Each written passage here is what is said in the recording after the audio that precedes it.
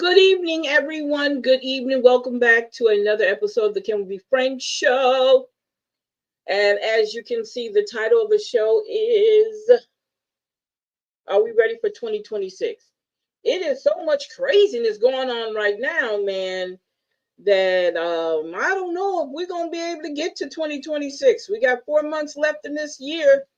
So I'm going to see if we're going to make it in there. I hate to say that. Hold up, let me turn this. Okay, I'm sorry. I had that up loud. I just wanted to make sure I could hear myself. This is gonna be interesting. Um, so we got a lot to talk about tonight. Last Monday night was an awesome show. Monday night was awesome. We had and we have been trying to get him back for so long, but we know he's doing a lot of family stuff. He's being a grandpa, a father-in-law, a father right now, and that's our Mr. Porter, former councilman for District 2. Mr. Porter, who has been instrumental in making sure that we got the information that we needed. Okay. Um, you guys, man, Monday night show was like an eye opener. We went deep about that utilities. We went real deep. Excuse me that my phone is making that noise. But yeah, woo, like what? Okay. So when we talk about cover-ups and corruption, hello, in our local government, you know it's cover up and corruption. And I don't know if you guys know this, but when I was working at the library, yeah, I used to work with the library. I worked in the reference section. So you know I love giving out information, right? So as I was working at the library, there is a book. And this book is called Nicknames for All Our Different States, all 50 states. Do you know what Louisiana's nickname is? The nickname for Louisiana is corruption. That is the nickname for Louisiana. That's amazing, isn't it? Does it fit? Yes, it fits because it's all over the place. Right? So I know today on Channel 5, I'm gonna try to bring it up if I can. You know, guys, they don't want you sharing a doggone thing here on Facebook. Yeah, Facebook, I hope you're listening. You don't want us to share anything. You so afraid that people are going to get information that they can use. They can start using their critical thinking skills and actually put some action behind some of the things we talk about on this Can We Be Frank show. That is the fear of most people who do not want to see us move up. They love the idea that we're watching fights on Facebook. They're loving the idea that we're talking about each other and being disrespectful and saying things. You know, they thrive off of that. Okay? But we're not doing that. We do it. Let me take that back. Sometimes it's a necessity. It is a necessity to say certain things, but it's not a constant thing we do because in the process we're teaching, and we want you guys to stay informed. So anytime I'm trying to share something on there, it's always some type of violation. Okay, but I'm not going to tell you what I could do, because I can do private viewings of anything I want and not even use Facebook. But anyway, so a lot of things we can't share that we want to share. Okay.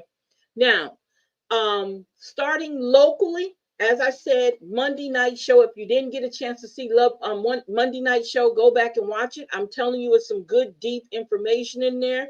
It was a lot of critical thinking and a lot of us putting our heads together and a lot of us getting information out.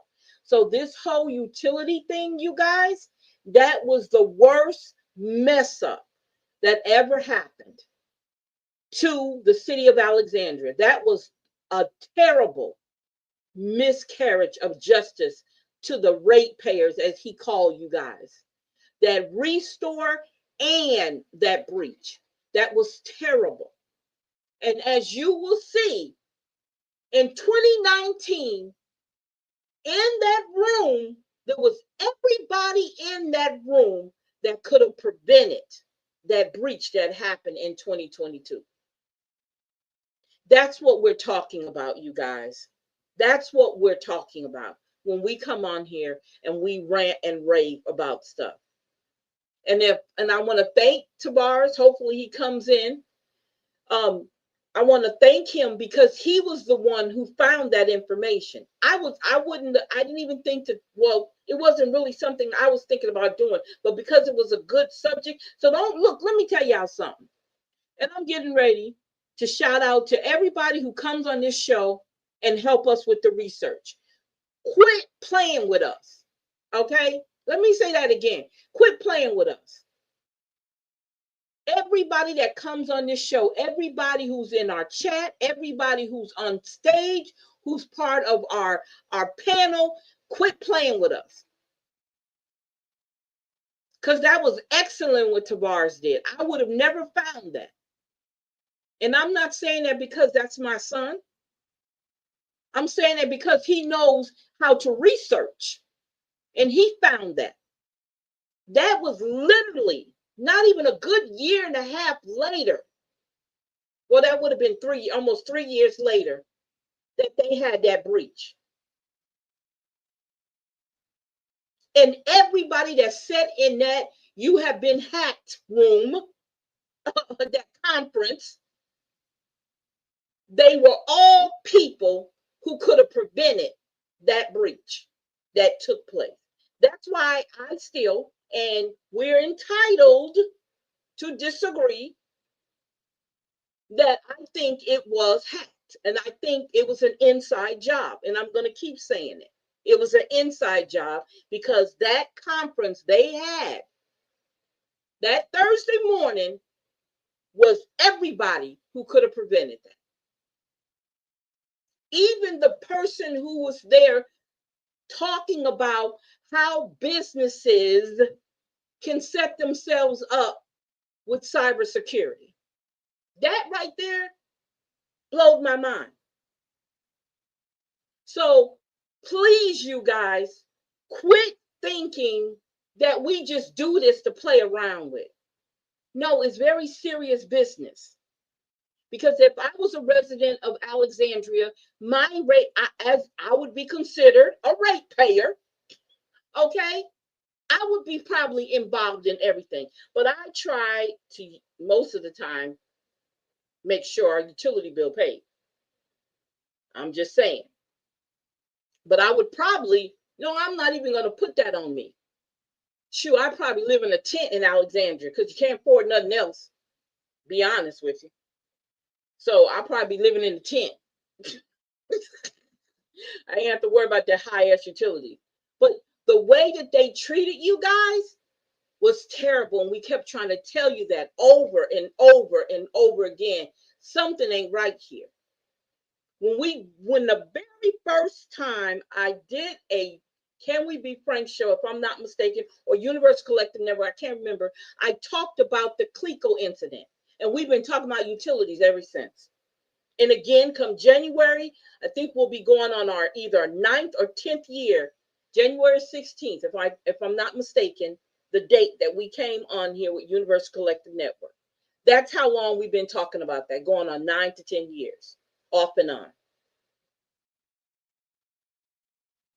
And and I'll say it again, we said it Monday, we said it the other day, when David got up there and literally said everything we have been telling y'all about them utilities. Everything we have been talking about with them utilities.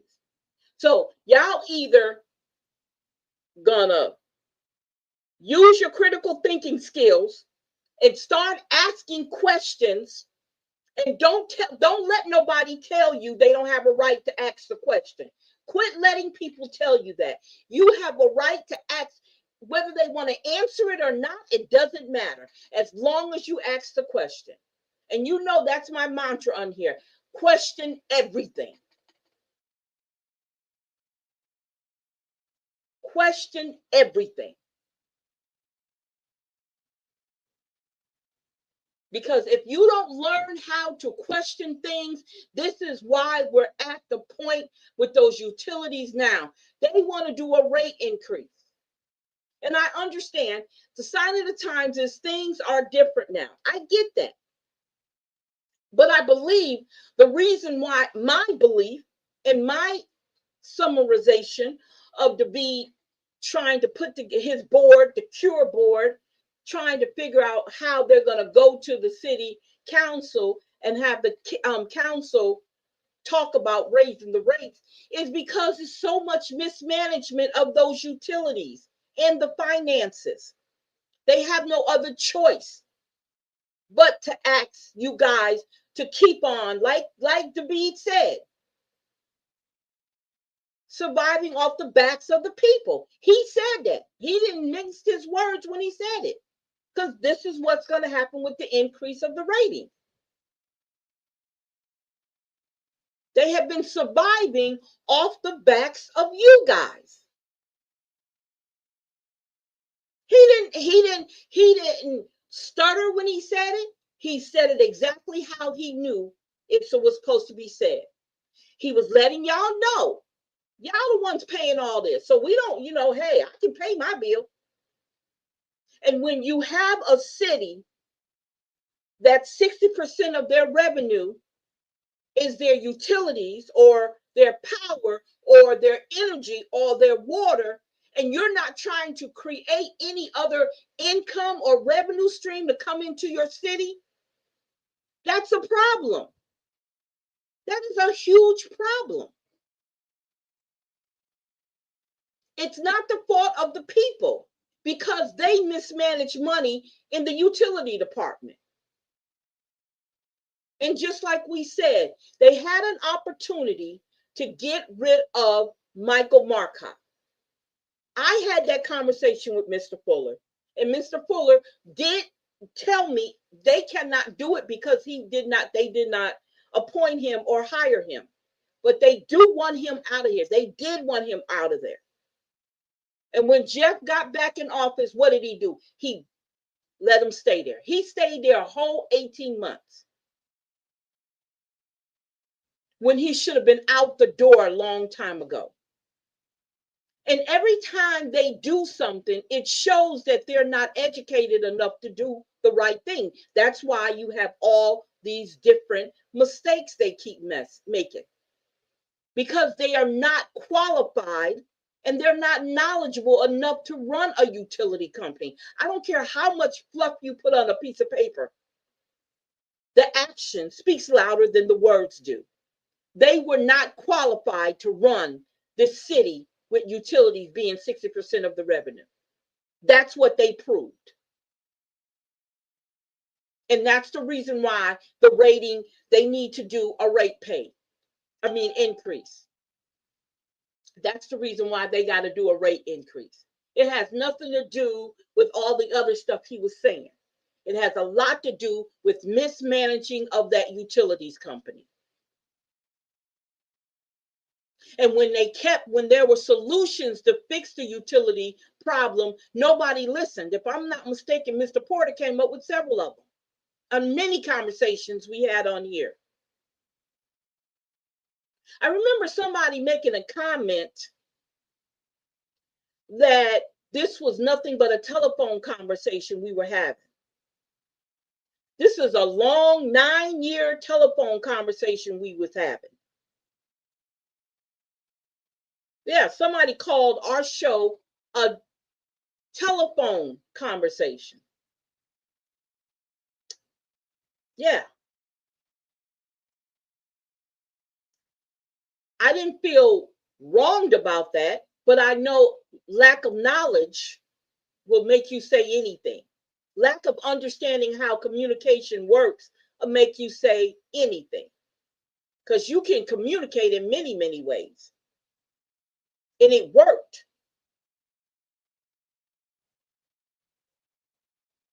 It worked no matter what, it worked.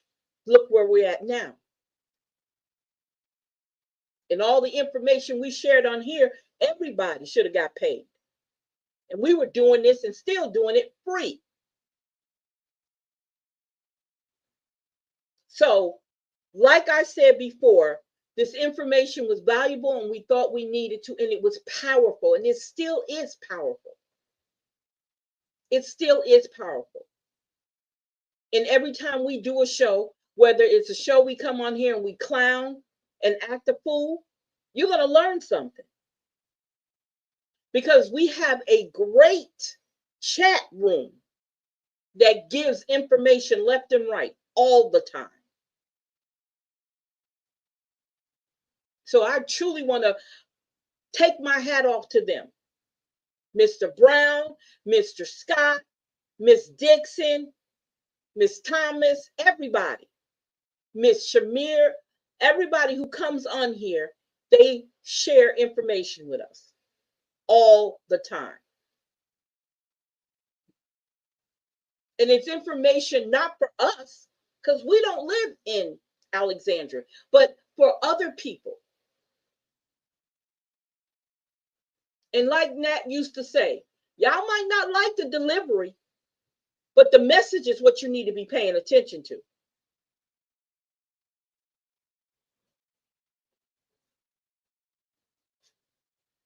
The message is what you should be paying attention to, what we're letting you guys know.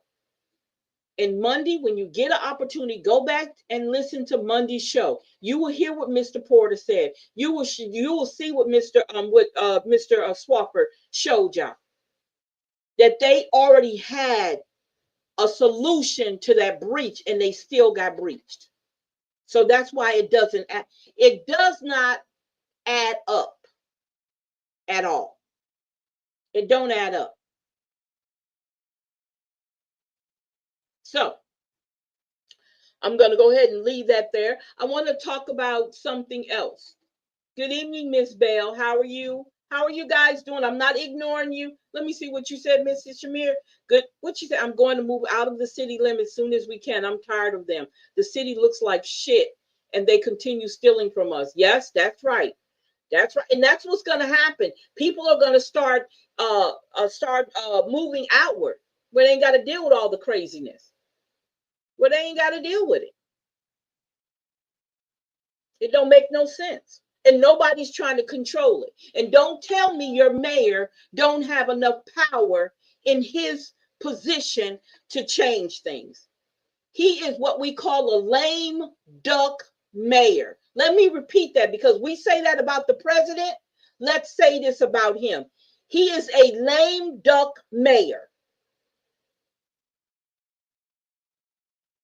He was a lame duck mayor when he came back the second time. And ain't nothing gotten better.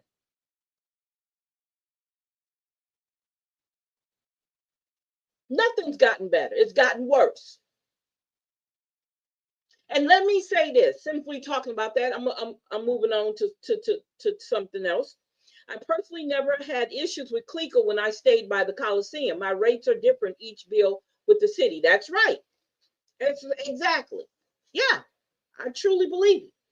Now, I want to talk about this um this subject matter about the National Guards coming into Alexandria or any other city.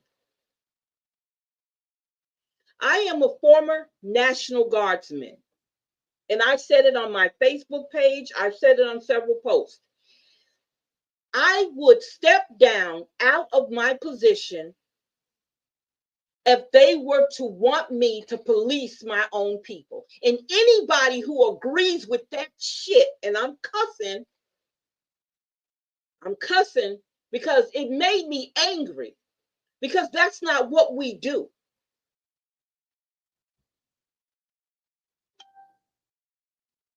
And I am former military as far as being in the Army. I am a veteran. And I did reserves, and then I did National Guard. So I don't want my time wasted chasing my own people. And that is the most ignorant thing anybody could say. It's not the fault of the National Guard that the doggone your city, which is your mayor, doesn't have control over his city in the right way. He wants to control in another way. He has control over crime. Don't let him fool you that he doesn't. Talk to the mayor of Baltimore, who decreased their crime rate.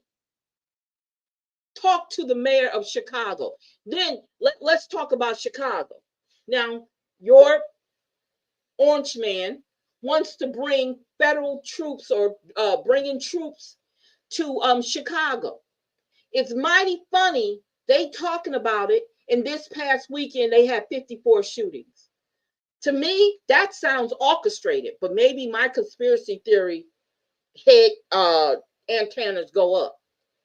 Now, you guys know, and they haven't been talking about Chicago or any type of shootings in Chicago until they were talking about bringing troops to Chicago. Pay attention to what's going on. Put on your critical thinking hats. Unless I haven't been paying attention to the news, I haven't heard nothing until this past weekend.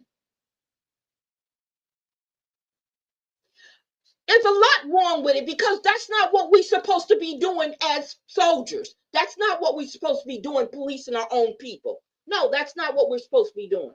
No, I think that's a waste of all our training as policing our own people. I have an issue with that, Ms. Shamir. That's something I will never, ever do. I would step down. I am not going to police my own people in that way.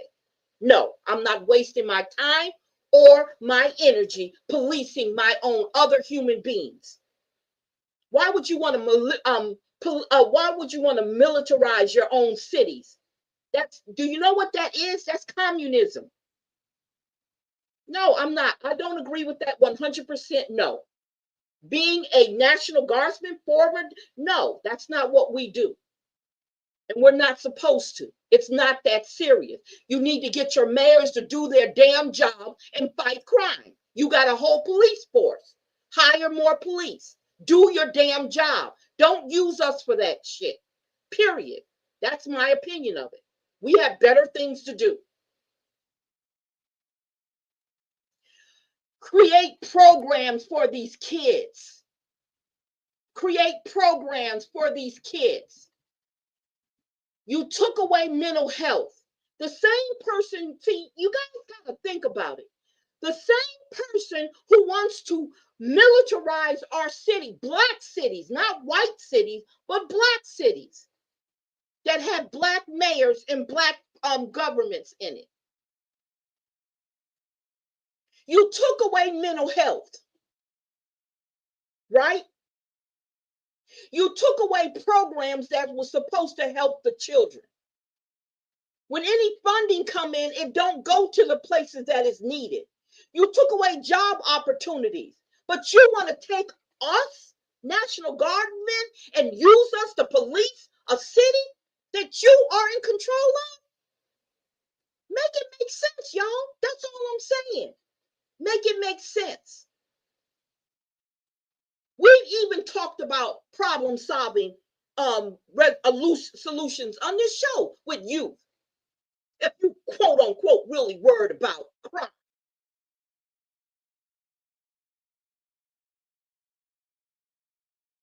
No, you have to look at Louisiana. Louisiana is the largest plantation to this day, right now. Louisiana is the largest plantation, and the majority of people that's on this plantation are Black people.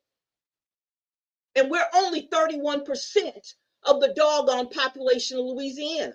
No, let me do my military job, what I've been trained for. I do not want to spend time policing my people. No, I am not doing it. If I was in, I would get out. If our unit had to get picked to do it, I would say I'm out.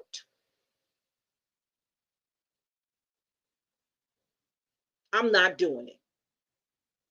To each his own, whatever. Everybody can do whatever and agree with whatever they want to, but you will not use me in my time.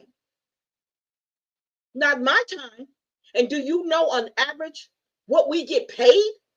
Hell no, I'm not about to doggone police my own people and lock my own people up and fill up the jails and the prisons with my people. When I say my people, I'm talking about Black and brown people that look like me. Hell no, because that's the ones they going after. They're not going after no white folks. They're going after us. Why you think they want to do it in Chicago? Why you think they want to do it in Baltimore, Maryland? Why you think they did it in Washington, D.C.? Black, black, black. No, I am not. I am not. That will not be on my conscience, locking up young men and women. I'm not doing it. That's not my job. And I'll tell them that. Just like when they went back to Saudi for a year, my unit did. And they asked me, was I going? And I said, not no, but hell no, I am not going back to Saudi. And I did not go. I stayed back. No, that's not what I'm for. No, you're not going to, nope. And that was during my National Guard time. That's not my regular military time because I had already been to Saudi. I had already done all that stuff. So I wasn't about to do it again. I am not about to police my own people and have my own people locked up. I'm not entertaining that. I have no desire. I'm sorry. I'm very passionate about it. But no, I'm not doing it. Let your mayors do their damn job. It's money coming through Alexandria all the time and it's directed out from what needs to be taken care of. There's different type of programs that can be created so that the kids are not on the street, that the kids have something to do. Baltimore, Maryland did it. The mayor, I think he's like 33, 34 years old, he did it. You got a damn mayor nearly almost 50, 60 years old, and he's still playing around. You got a lot of these white mayors that's not doing anything when they in predominantly Black cities. So no, don't use me for that. No. And the thing is, National Guardsmen, there is a law that they have that if they do not want to do that, they don't have to do it. I forgot what it's called. But they do not have to do it if they don't want to do it. So no, I'm not doing it. Exactly. Mr. Brown, you're correct. You're right. He wants us, just like I said on a post, he wants Black folks to get out in the streets and protest and riot so he'll have a reason to lock us up. It's not the responsibility of the National Guard, your state National Guard, to police the people in all these cities when you got a whole damn city government. And you wiped away the programs that's supposed to be helping these kids and these people. You locked us out of everything. And you don't think that's not done on purpose? It's done on purpose. So they have a reason to lock our people up. No, I'm not. No, I am not inviting that. That's not what we do. That's right. No, we're not going to do that. No. And anybody who agree with it, fine. I'm not, please do not think that I'm upset about it. I'm just passionate about wasting our time and our training on policing Black people, because that's mainly who he's going after. Black people. No, I'm not doing it. That goes against everything I call myself to be an activist for. That goes against all my principles. I'm not doing it. Just like someone had asked me to help encourage people to take the vaccine. I didn't take it. Why would I encourage somebody else to do it? That wouldn't make no sense to me. I'm not doing it. Don't call me to do it. Anything dealing with trying to do something to our people, you don't, unless I'm doing for them, it's all right. But if you asking me to do something to them, hell to the no. Especially when it's going to harm them. You can no. I'm not a good switch hitter with that. Not at all. It ain't that crucial to me to hurt my own people. I don't do that. Then that means I'm not for real. I'm not about who I say I am. I'm not doing it. So that's for anybody who's 100% wanting to see the natural. That's not what we're used for. Miss Bell, thank you. Miss Bell understands because she's prior military too. That's not what we do. We don't do that. That's not what our training is. And I remember the very last time they used it was the Little Rock 9 and Kent State. If you guys remember those two incidents, went down in history. Kent State University and the Little Rock 9, when they were desegregating them schools. That was the last time they used that I know of, that they used the National Guard against the people. I'm not doing it. No, that's not who I am. You get your mayors off their asses to start creating programs and help create programs. If they're not doing it, they need to get with somebody who knows how to create programs and bring those programs into up and make them work and make sure to see that they work. That's what you do. But locking us up is not. All we're doing is we're creating a generation of people who are felons. That's what we're doing. And when they get out, it's hard for them to get jobs because we don't have any type of job situations or programs in place. So they go back and start doing the same stuff they were doing before. It's a revolving door, and that's what they're creating. No, I'm not helping them destroy my people. Hell no. No, I'm not doing it. And that's just how I feel. Okay.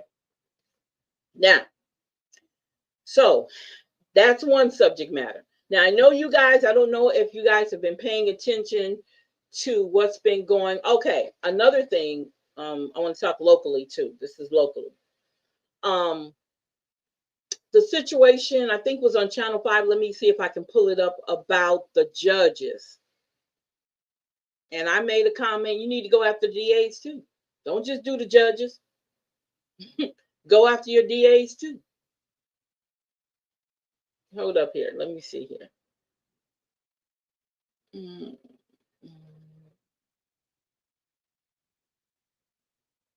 Oh, this is interesting.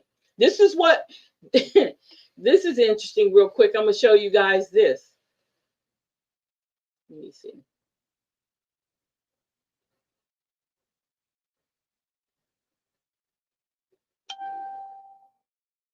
Check this out. What does that say? Does that say Louisiana State Penitentiary? ICE detainees being housed at Louisiana's Angola prison? Do you know downtown in your own city that they're changing, I think, one of the federal buildings, or used to be a jail, I can't remember what it was. They're they're renovating it so that it can hold ICE detainees, because bodies in the state of Louisiana is a commodity. It is a revenue to lock people up. It is a revenue. This is what we're doing. That's why it was so easy for them to put together that juvenile center or whatever it is that they plan on making, they plan on building. They didn't say, and we talked about it on the show, they didn't say anything about any type of rehab programs or job programs or nothing. They put all that money in extending out the juvenile justice or juvenile center, whatever that thing is. That's what they prefer to do. And that's why I'm saying I'm not engaging. No. And then a lot of those kids claim is going to be coming from Rapides Parish. We don't know. That's what they're saying. Okay. And they lie to us all the time. So it's nothing new. They're always lying to us about something, right? So it's nothing new with the lying that they do. So I know you guys are familiar with this right here with, and I didn't get a chance to watch it. I don't know if anybody else did, but let me see if I can play this. From gift shops to outings out on the golf course to even trips to luxury resorts. Those are just a few of the many purchases we found local judges making. And the catch? Those purchases were all paid for at the expense of your tax dollars. I'm not really sure what to say. That's bull crap, really. Why is he spending all money on this? I would never, if I went in my own time to go find this, I would never find this. This is, I'm not even sure. It's unacceptable. So he's going around and spending our tax dollars on a resort trip. Wow. I don't see how Jubilees have anything to do with educational stuff. Why? How come they don't stop this? Well, these guys need to be charged for this. Okay, I guess that's all of it for right now. But we have our judges. I don't know what parish that judge was that they found that information in. Let me see if they have another part of it. Oh, so let's see what this is right here. So yeah, so that's what they're doing.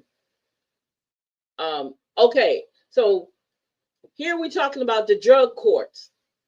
Alexandria Drug Court building get its major makeover. See, this is what's important. You see what I'm saying? This is what I'm talking about. This is what's important. This is priority. What is a drug court for? What do we use a drug court for?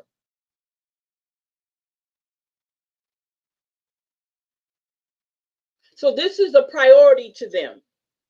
Has nothing to do with trying to put money into, invest in the citizens of the city.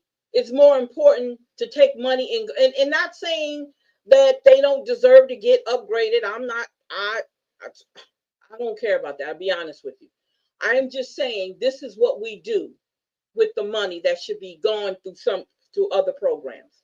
But you want the National Guard to come in and police up Alexandria. Get out of here. Make that make sense. That don't make no sense at all. Okay? Not at all. Yeah.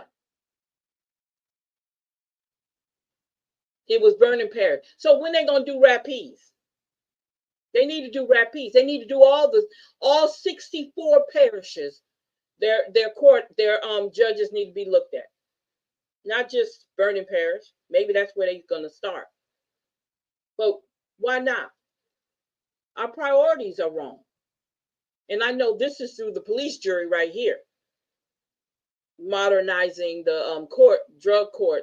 That's through police jury. But they can work with the mayors. They can work with Pineville Mayor, and they can work with Ball Mayor, and they can work with the mayor of the city of Alexandria to create programs. Okay? Our priorities. And then you sit up there and you begging and you trying to put together a thing so you can raise the rate on people that you haven't raised the living wage on. That's what you're doing.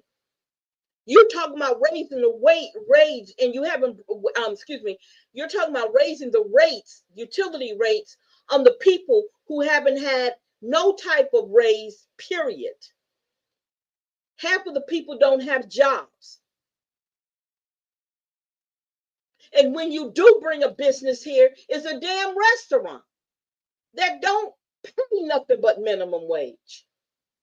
And the servers don't get paid unless some of them through tips. But you have the audacity to want to raise their utility rates? Make it make sense. And you have the audacity, somebody wants to suggest that the doggone National Guard come and police up the city when it's the responsibility for the city to have their own law enforcement? Make it make sense, y'all.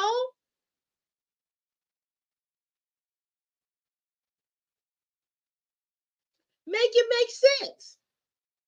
It's not making sense at all. And it's not fair. The people are suffering.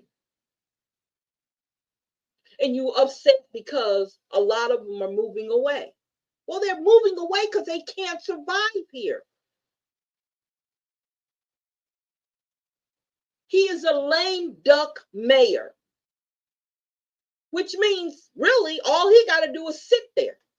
He can pretend he coming up with all these different programs, because if you look at a lot of his mayor briefings and his city council meetings, when he shows up, and the only time he sits in the city council meeting, if something's on that agenda that he needs to get voted on. That's the only time he comes to them city council meetings. And he'll put his 2 cents in, because there's something on that agenda he needs for them to vote on. And y'all don't see that? He's what you call a lame duck man. He keeps getting in there and he ain't doing nothing different. And bringing these fast food, heavy cholesterol, high blood pressure restaurants here that don't pay no good wages and only can employ about 10 to 15 people. That's what we keep bringing here. We're not bringing no industry here. We're not bringing anything here that is really going to bring money here and bring Alexandria up to standards. No, we're not doing that. It's so many things that could be done here. I remember years ago, they had a conference at City Hall. And I can't remember. Oh, it was Amazon. It was Amazon that came down. And Amazon came and they did their study on whether or not they were going to bring a distribution center to the city of Alexandria. And you know the things that they said? They said Alexandria ain't ready. It was a woman who said it. She was a spokesperson and she was going around. She was the one who was going around trying to pick different places for Amazon. They were looking at the time for a headquarters for Amazon. That's what it was. And she was the one who was spearheading it. She said Alexandria don't have it. Yeah, that was several years ago. And guess what? Alexandria still don't have it. And at the time, if I'm not mistaken, I don't know if I think it was Jock that was in office at the time. I would have been so embarrassed. They came all the way, and it was a whole bunch of them. And she stood there and she literally said, Alexandria don't have it.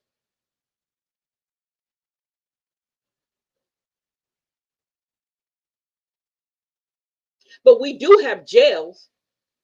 And we do know how to lock people up. We don't know how to do nothing else. We know how to lock people up. We know how to take somebody and turn them into a felon in no time. Your DA can turn you into a felon over the littlest shit and mess up your record, even though what you did wasn't even felonious.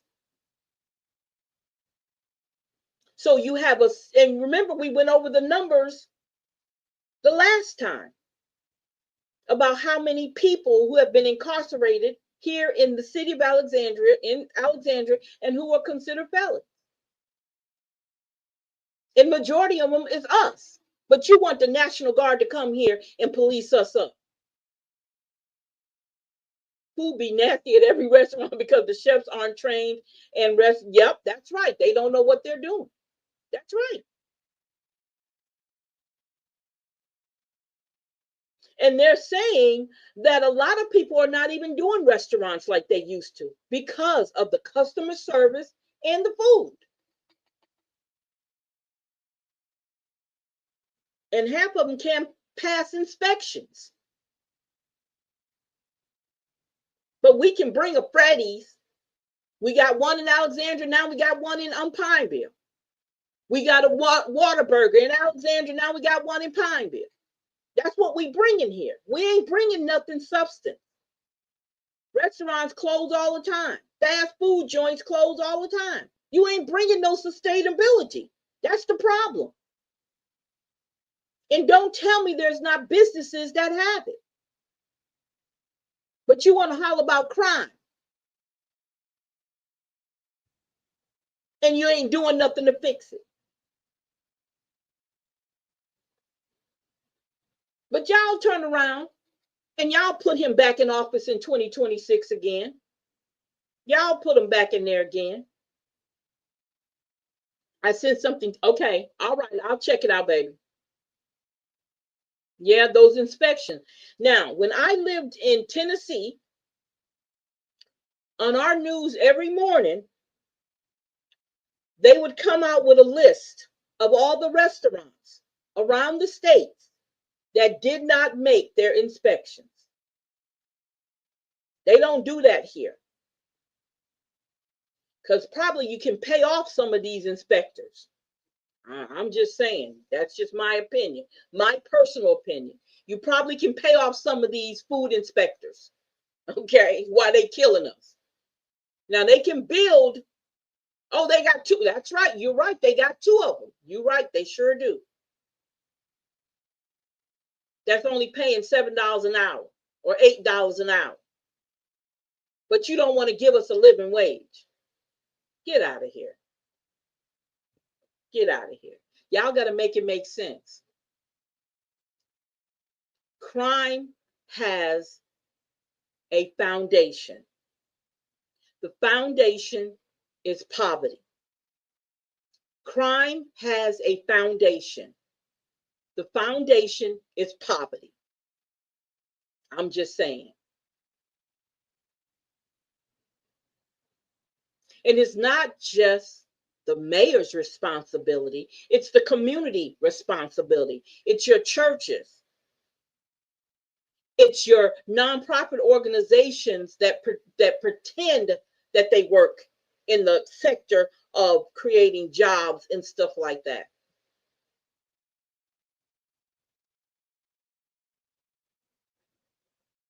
We have churches, and I'm going to talk about churches, and I don't care if you get off the show and never come back again. I'm going to talk about churches because churches used to be the foundation of the communities. Churches created shelter. Churches created clothing programs, teen programs, job training programs. That's what churches used to do. So you don't have to heavily rely on anybody else to do it for your people.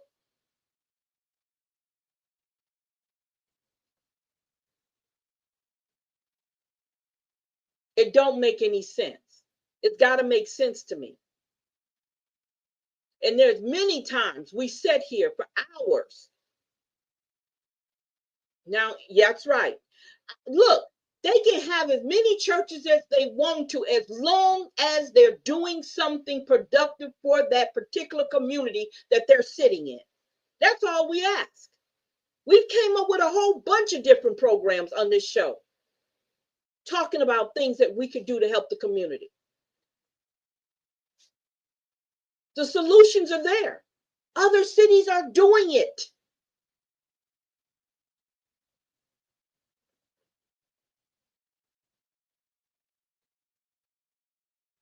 Other cities are doing it. It's us. It's who you have in office. Look at who you pick for your city council. Look who you pick for your police jury. Look who you pick for that mayor seat.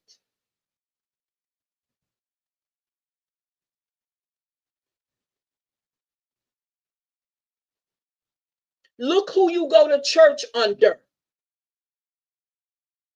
If you have a preacher, and I don't, let me say this. You know, y'all already know me. I don't bite my tongue. If you're under a preacher, because you are under him, whether you want to say you're not, you are. If you pay your tithes to that church and he's the pastor, you're under that pastor. If you're under a pastor that don't talk about progression in the community where his church is sitting, you need to leave that church. Let me repeat what I just said, because I don't want y'all to mince my words.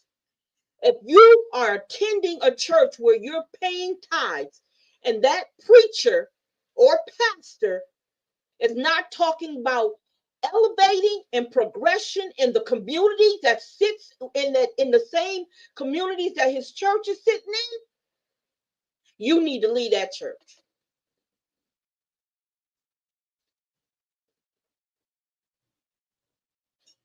If you in a church that sits in a community that has nothing but dilapidated housing around it, and it's in poor neighborhoods, and that pastor or any of his programs or whatever them I forgot what they call. You know what I'm talking about, ministries.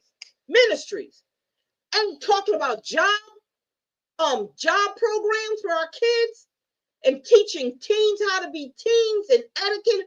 If they ain't doing none of that, pack your stuff and leave that church. Grab up your Bible and leave that church. Leave that church. If you get cameras and fight the crime and the citizens upgrade their skills like computer skills, forklift, plumbing skills, electric skills, then go solicit companies to Alexandria. That's right. Yeah, but Nat, we've come up with these solutions before. We've done this. How do you say it? We've been down that road.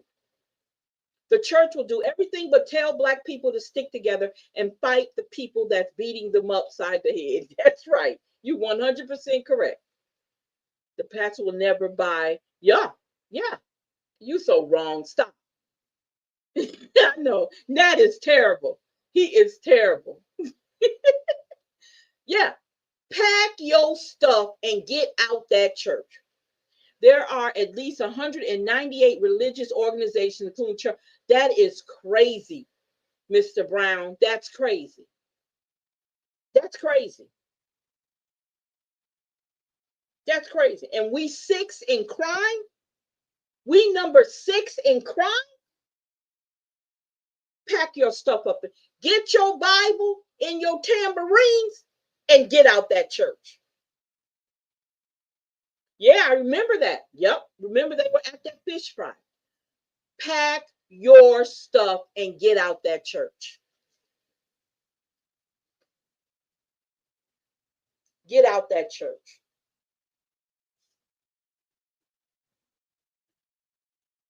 I'm just saying. Get out that church. Yep, sure did. They sure did. You right. They came in rental cars and everything. You right, Miss Finley. Pack your stuff and get out that church. If your church, but you know what?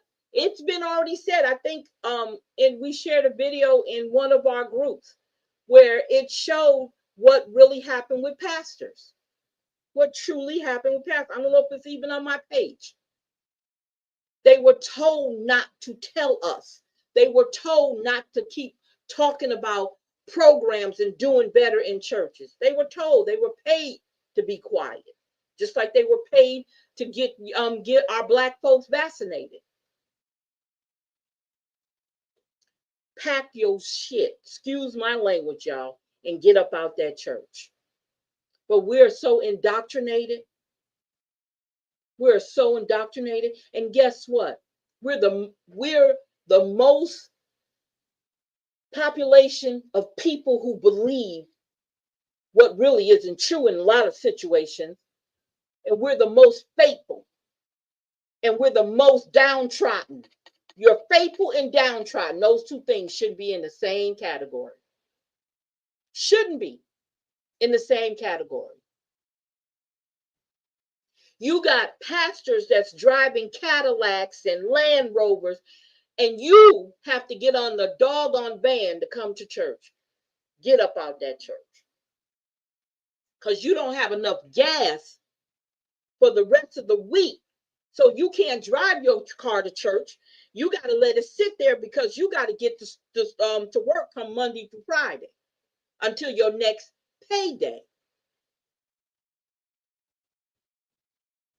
Because you got to get on the van. You got to ride the van because you don't have a car.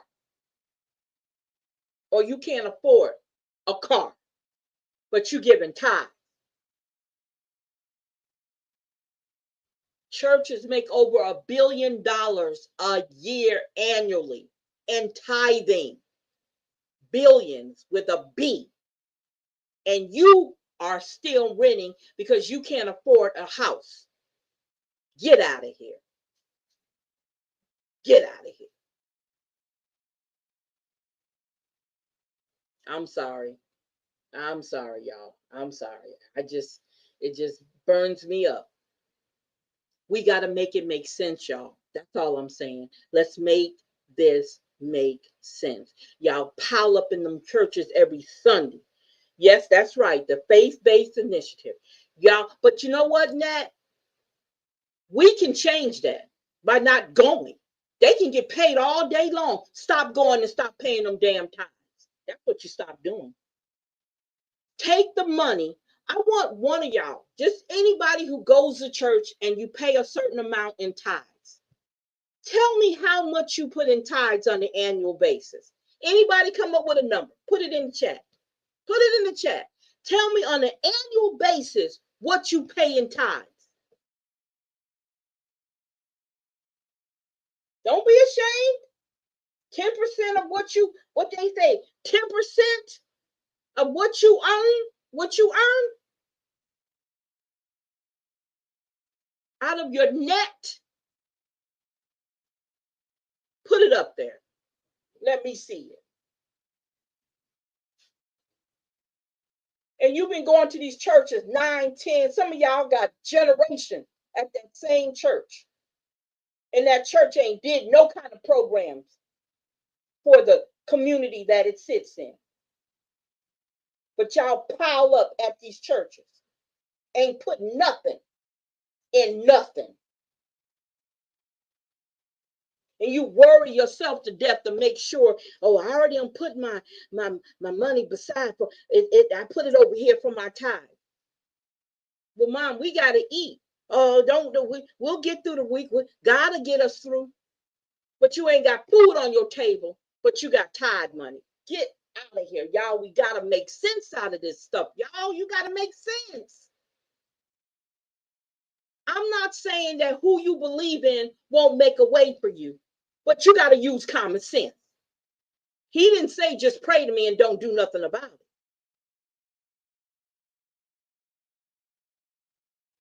So, wait a minute. So that's your annuals, that estimated annual. Now, how long you been, now multiply that amount with how long you've been going to that church paying that amount on an annual basis. Because I know everybody don't start out like that.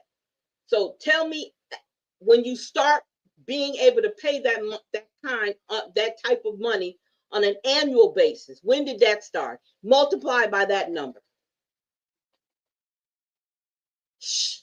Ain't on this 10%. It's only 10%. He only asked for 10% according to what they say. Yeah, it's only 10% of your income. Now, Mr. Brown, just tell me on the annual on how many years you've been paying that much. That's what I want to know. How many years you've been paying that much? You tell me what it comes up to. Remember, one pastor said, don't help the poor. You got to make sure the church, no. That's what Never happen. That will never happen.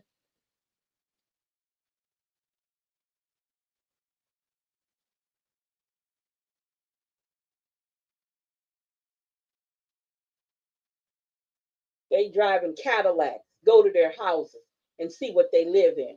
Since we fascinated by people houses and shit. Go look and see what they live in and then compare it to where you live at.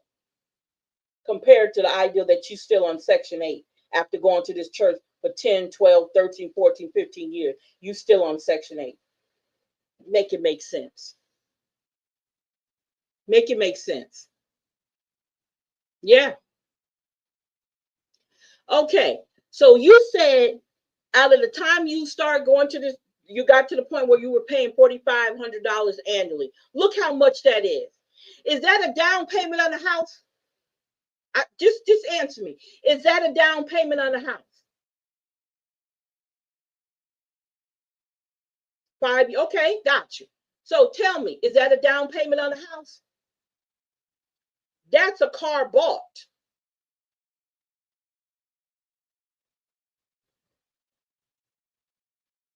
I just want to know, is that a down payment on a house? Okay, all right. But some of us are still renting.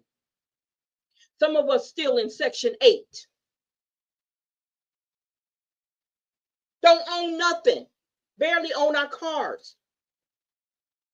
Make it make sense, Mr. Brown. I'm just saying. Make it make sense. Yeah. Make it make sense.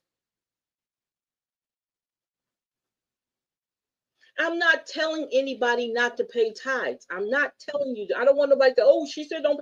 No, I am not saying that, none whatsoever. I am just saying make it make sense. Let's stop using our heart and use our heads.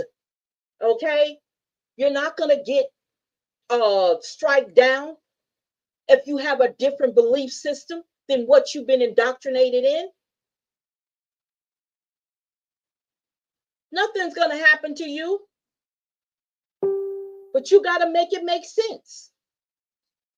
That's all. I'm just asking. Make it make sense.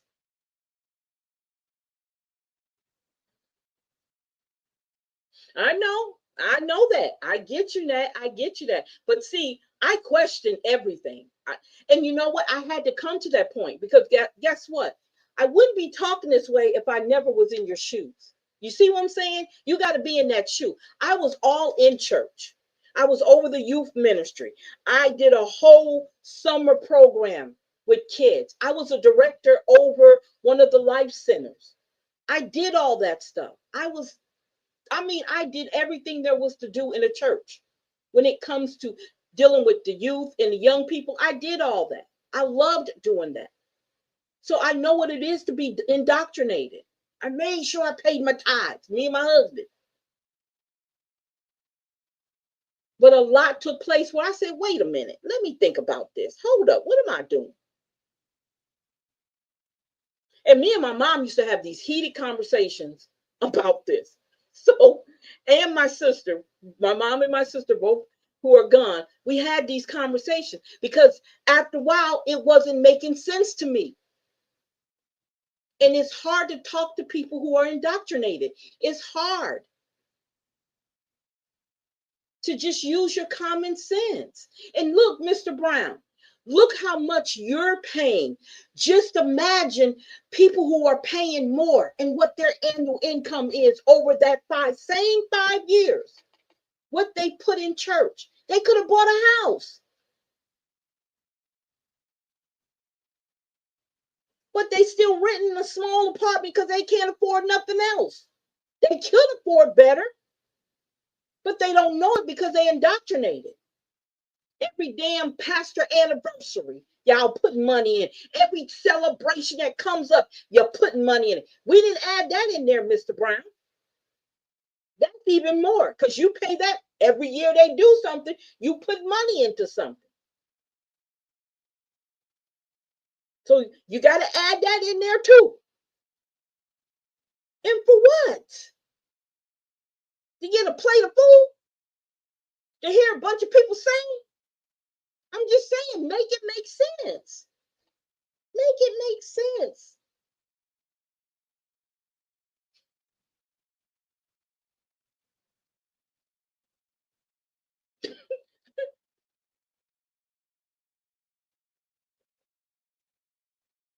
Yes, that's right. You're so right, Miss Dixon. You're correct.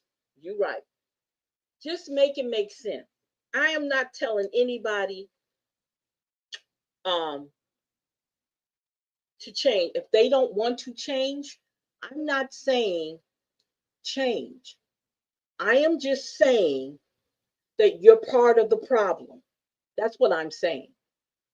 You want you want our army, our military to come in and police up areas that's not only the mayor's responsibility, but all your religious organizations and all your social outreach organizations that actually work in those fields, that actually get money for those fields.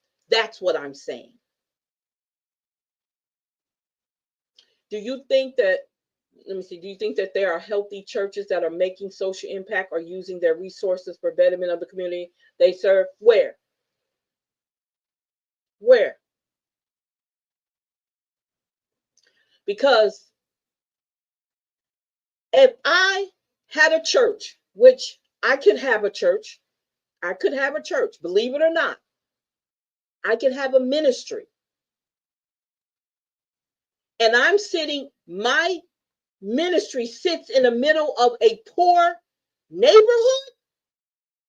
What do you think the first thing I'm going to do with any funds I get coming in? What do you think I'm going to do first? You tell me, knowing who I am, what do you think the first thing I'm going to do?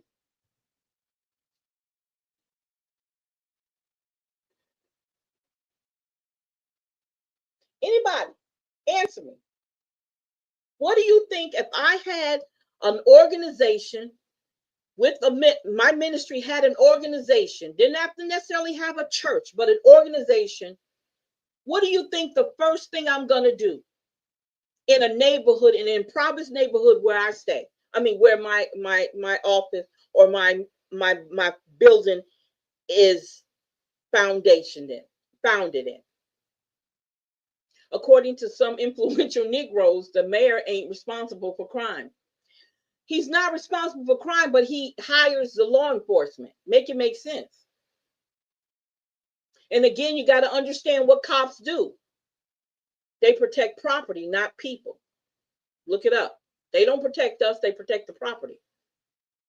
Help the community. So give me some ideals you think I would do with helping the community. What are some of the things you think? I mean, y'all know me long enough. What do you think I'm going to do? What are one of the things I'm going to do in the community that's impoverished, poor housing, poor schooling, poor streets? What do you think I'm going to do? That's right.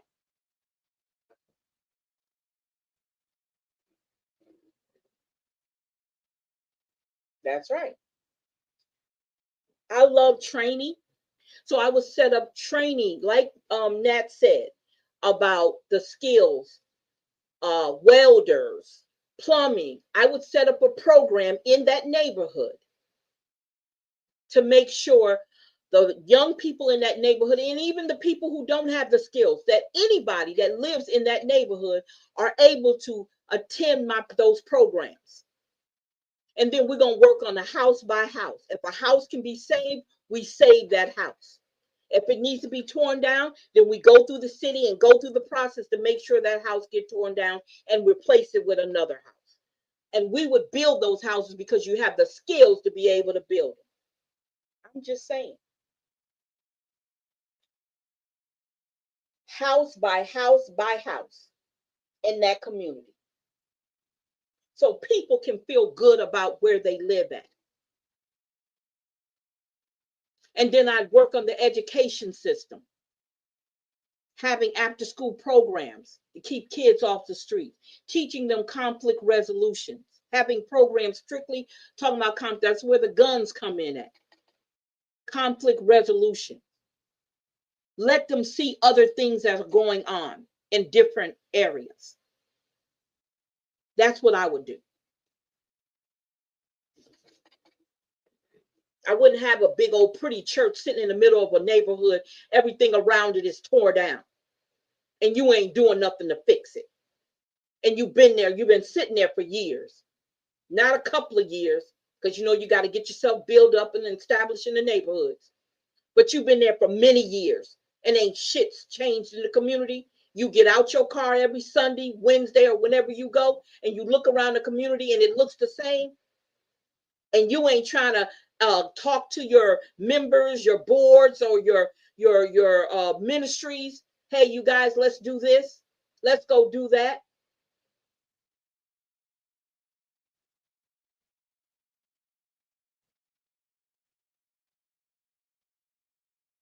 We don't do none of that. We don't do none of that.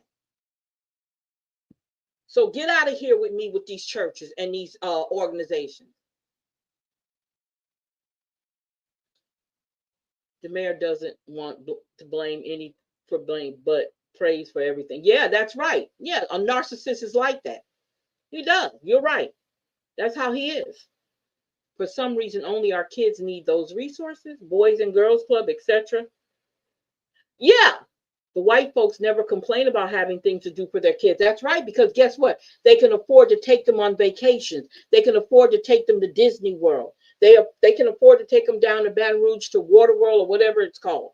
Okay, they can take them to Texas. They can take them to Galveston. They can take them anywhere they want to take them. They can afford to do that because guess what? Majority of the time they plan their vacations ahead of time. It's already paid for because they have that money to do it with. We don't. Let's just be honest. We don't. We can't save like we want to. I'm not saying we can't save. I'm just saying we can't save like we want to. Because every penny goes into utilities or church.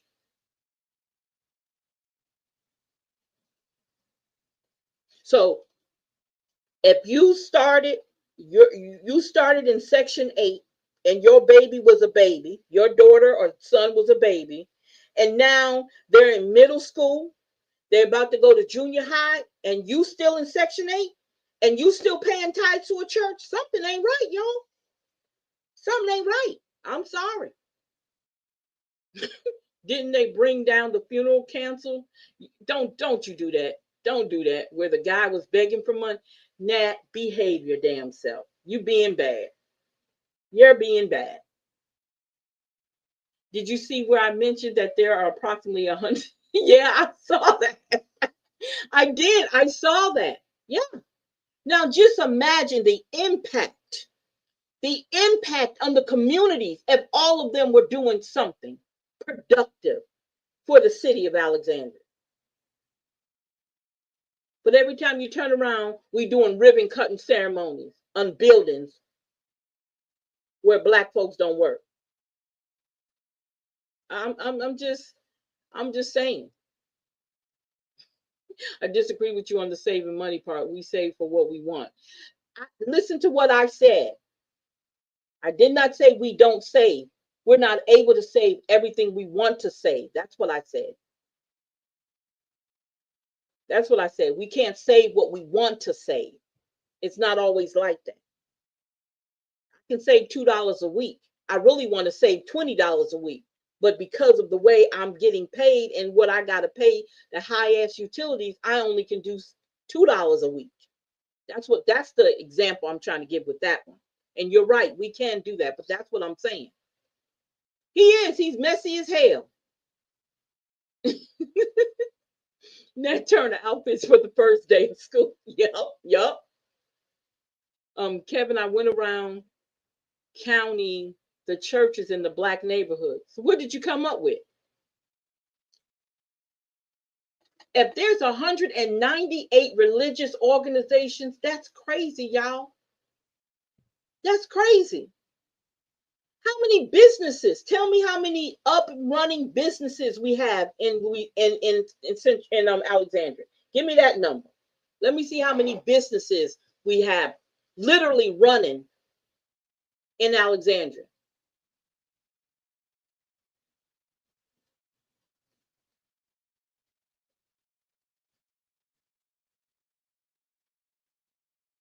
I'm sorry.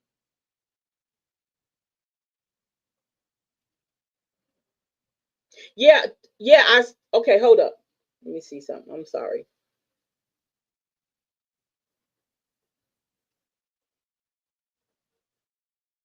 Okay, he gave me a good number here. Let me see if I can read it.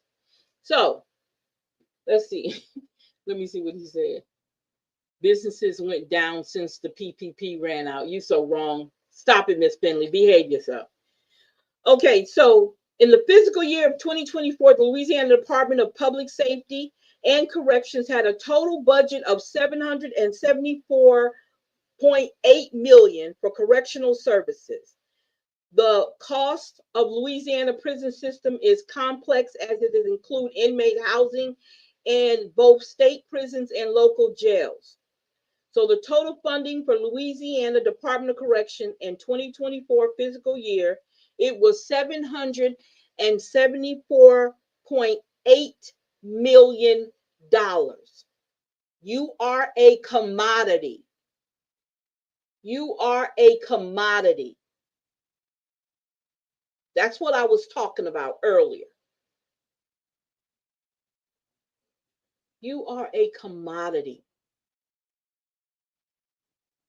As long as we can keep locking you up, changing your crime from misdemeanor to a felony, you become a felony, then you're not work worthy. And I'm not saying that in a way that you can't do, but a lot of jobs will not hire people with a felony record. That's what I'm saying.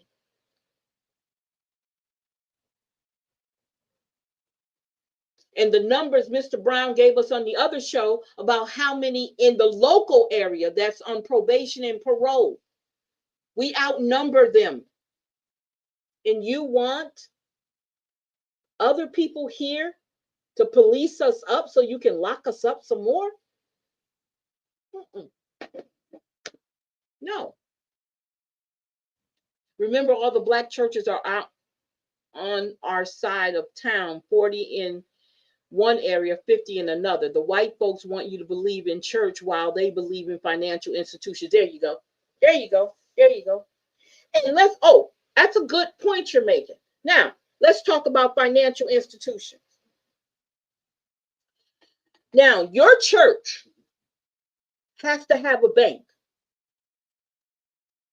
Who owns the bank your church put your money in? Who owns the banks that your church put your money in?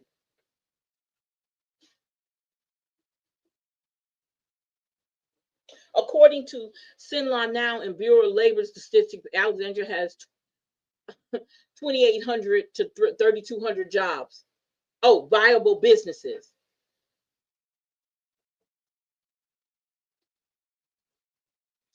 Interesting.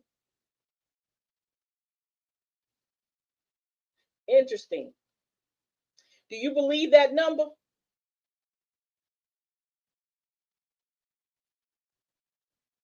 That's interesting.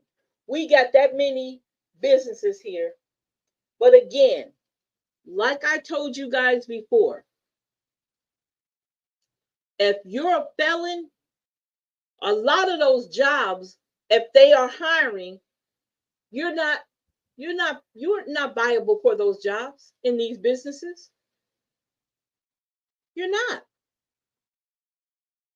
Because a lot of them won't hire felons. District attorney makes that determination of what you're going to be charged with, and it can be changed. But he's the one who makes that last call that turns you from a misdemeanor to a felony. Make it make sense. But if I had a organization, a ministry that trains you to be a plumber, you can start your own business and you ain't got to go through nobody. You ain't got to wait for nobody to pay you. You get paid when you do the job. It's your business.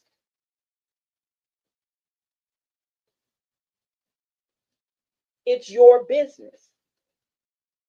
And even if you want to subcontract under someone else, it's still your business. See, the black folks so divided, that's why we can't stick together. We can't even pray together. On Sunday, everybody is going to a different Baptist church. Why? I don't know. I know. You have enough churches that could be one big mass church. And that's one thing they very much so afraid of. They are so afraid of one mass church, all black folks going to one church. That would kill them. The fear. And then if you're that pastor of that church, you might need one or two, maybe three pastors, depending on how many people are members of that main church, because you want to give that main pastor some help. He needs some relief every now and then. But if you're doing good by the communities that these churches are in, just imagine how much more happier people be willing to do tithing, because they got money to do it with and they don't have to feel pressured. Y'all better wake up. Y'all better wake up. Again, back to the financial institutions that your money goes into when you pay your tithes. Ain't none of them black. What black-owned bank we got here in Alexandria? What black-owned bank we got here in Alexandria? Your money goes right into their banks.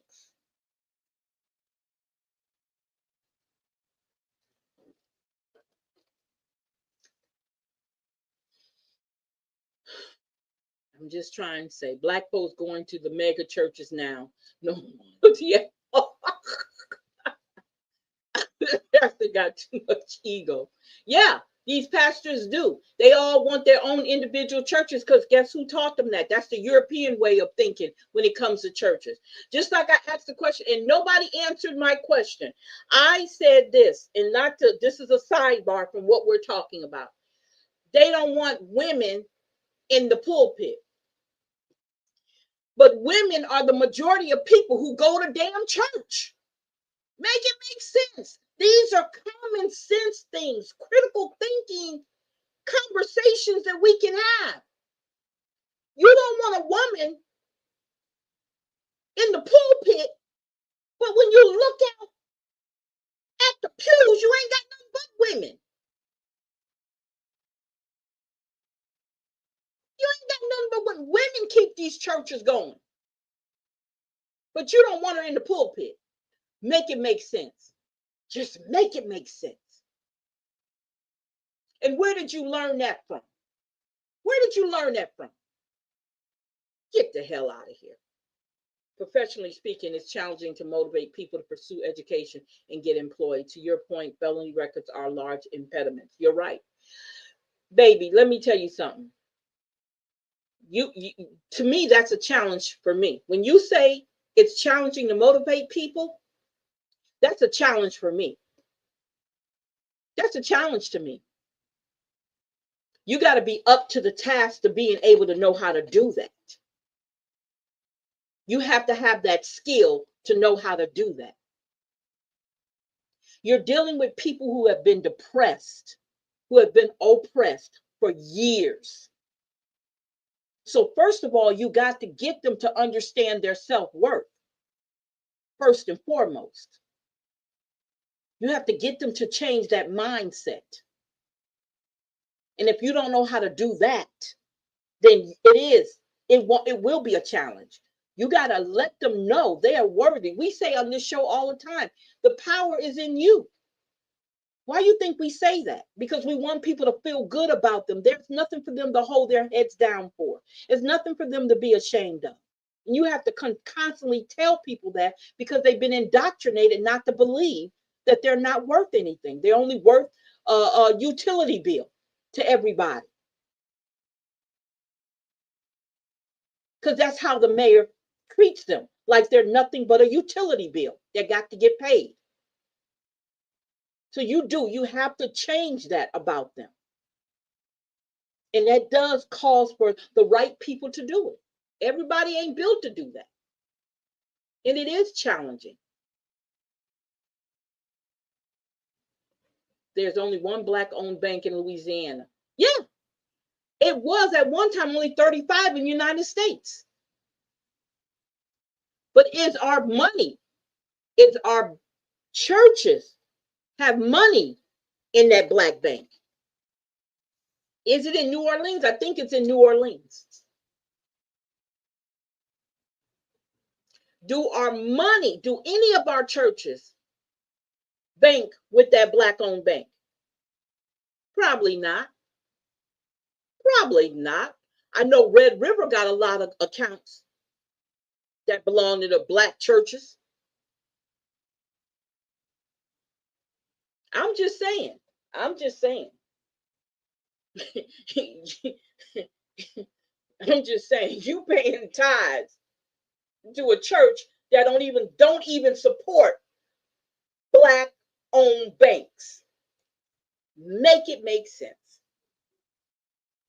They got financial institutions in the Black neighborhoods. It's called payday loans. That's not the same financial institutions I'm talking about. And look, baby, some people got to use them because they ain't got no other choice. Yes, old saying, women not supposed to minister. You're right. They don't want them in the pulpit, but they make up the church. They keep the church afloat. Oh, yeah. So the next time y'all give money to a church anniversary, to the pastor's anniversary, think about what I said. If that's what you do, I'm not knocking you for what you do. If that's what you choose to do, go do whatever it is. But keep in mind, especially if you got a baby in jail that's about to go serve some serious time, keep that in mind. Keep that in mind. Could have been prevented if he was a member of that church, because you raised him up in the church. So if he was a member of that church and there was no outreach and no way to help him not to go in the direction he went in, remember that. I'm just saying, to me, it just got to make sense. Y'all, I'm sorry. It's got to make sense to me. It's got to make sense.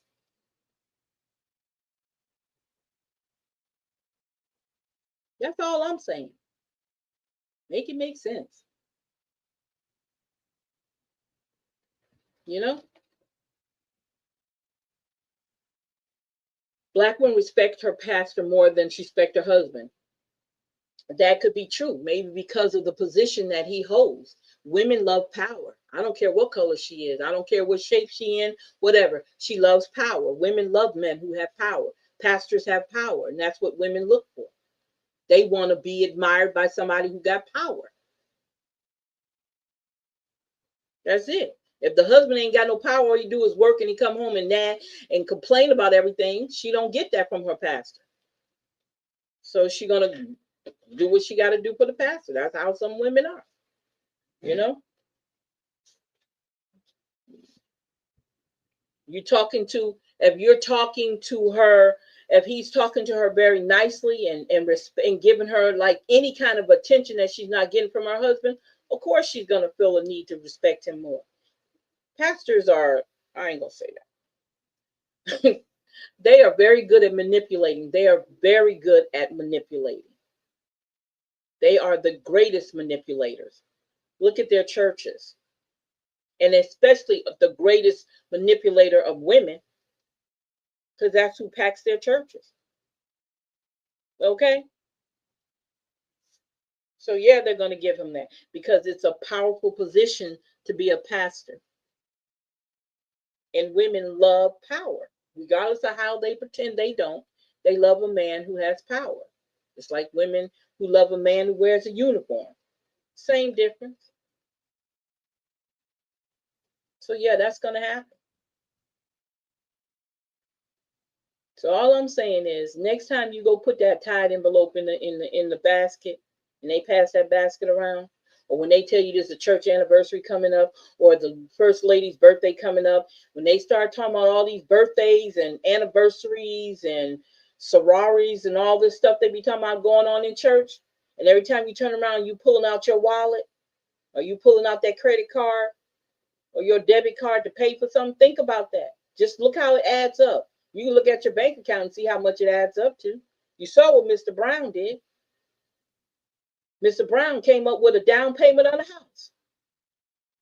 And that's just his tithes. Not to say he give anything else for any other kind of program they have on at the church. And what you getting out of that? Some singing in the plate. Make it make sense. I'm just saying. Make it make sense. So I'm gonna get off that soapbox. I think I've been on that soapbox a long time. So now we got 2026 coming up, y'all. I'm just like, okay, good. Okay, that's good. In Baton Rouge. Okay, so we got 2 of them here. Okay, and I bet you no churches from Alexandria got their money in neither one of them. Don't pimps do the same thing to women? That's what I was gonna say, but I didn't say the word. You said it for me. That's right. You're right. Remember the book by Armstrong? What he said, what do you call it?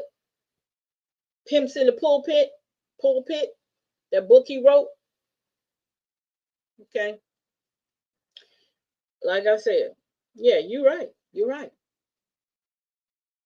So we got 2026 coming up, and that's considered the midterm election, right?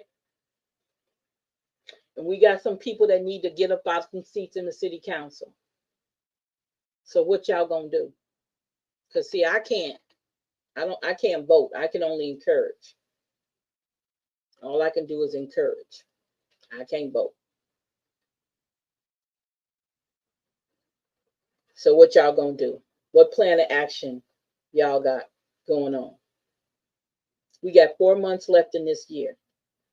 4 months left in this year. Let me say that again. 4 months left in this year. What y'all gonna do? What have you thought about doing? Yeah, snakes in the pulpit. Thank you for correcting me. And you guys, let me tell you something.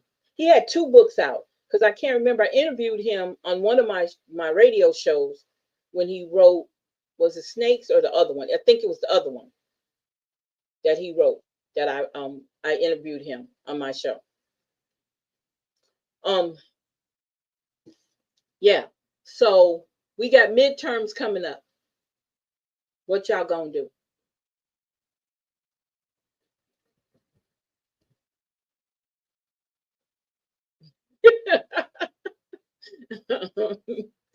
Exactly. So there's a lot going on. What you say? What'd you say? Get jockey roll spikes out of here. That's what y'all got to do. Look, you guys should, to be honest with you, September just started. We only in the 3rd day of September. This is the time when y'all need to be doing some meetings. This is the time to be getting some meetings together and start working on what you guys want to see next year. Okay? Let me say that again. This is the time that you guys should be working on getting together and talking about what you want to see next year. I'm not only talking about the mayorship. You got some council people that got to go too. Okay? Johnson comes up this year. Johnson district, let's see, is it all the even numbers? They're coming up for election. You can't do nothing about Tizzy Lizzy, but I'm quite sure somebody can encourage to go against her. That's not. I'm gonna be honest with you guys. I'm more concerned about our communities opposed to their communities. I'm just being honest, okay? And His other book was Crooks and Homos in the Pulpit. Okay, okay. So it was snakes in the pulpit that I interviewed him on. That's what it was. Snakes in the pulpit. Pulpit. It wasn't pimps, it was snakes. Okay, great. Thank you. Thank you, Mr. Brown. But yeah, best thing to do is start strategizing now. You don't have to create no major organization to do that. You don't need to do any of that. You can get some neighborhoods together, some communities together who want to see change and start working there. That's all you have to do. The whole thing about citizens, concerned citizens, do that. Call yourself that, Concerned Citizens 504, whatever you want to call yourself. Okay? But you guys need to start working on trying to put something together for 2026. Okay? I'm going to sit back and let folks in Alexandria drink brown water with their high utility bills. Tavares Wayne 4% if they don't get it by now, oh well. You're right. And I get that. I get that. I get that. But I don't mind right now kind of telling or letting them know that this is the time for them. September is the month that they need to start looking at what they want. It's what they want, not what everybody else wants. It's what they want to see in their city. Because right now, y'all, it ain't shit going on. I'm cussing right now, but it ain't shit going on in Alexandria that's going to benefit y'all. It's not. And I'm telling you, I get bored. The only thing to do is go to church. I get bored. That's boring to me. That's real boring to me. I'm sorry. It's more to life than going to church. Because you're going to church and your situation ain't changed. Not one damn bit. You're still struggling. You're still sick. You're still putting your money in that Tide machine. That Tide, what's the name? He ain't trying to tell you nothing different. He ain't trying to encourage you. He ain't trying to tell his ministries, y'all, we need to work on this. He ain't doing that. Y'all not getting together talking about the utilities. Y'all laughing. You got a pastor that would rather laugh and giggle and hold hands with the mayor than to take care of your issues. Y'all, what you gonna do for 2026?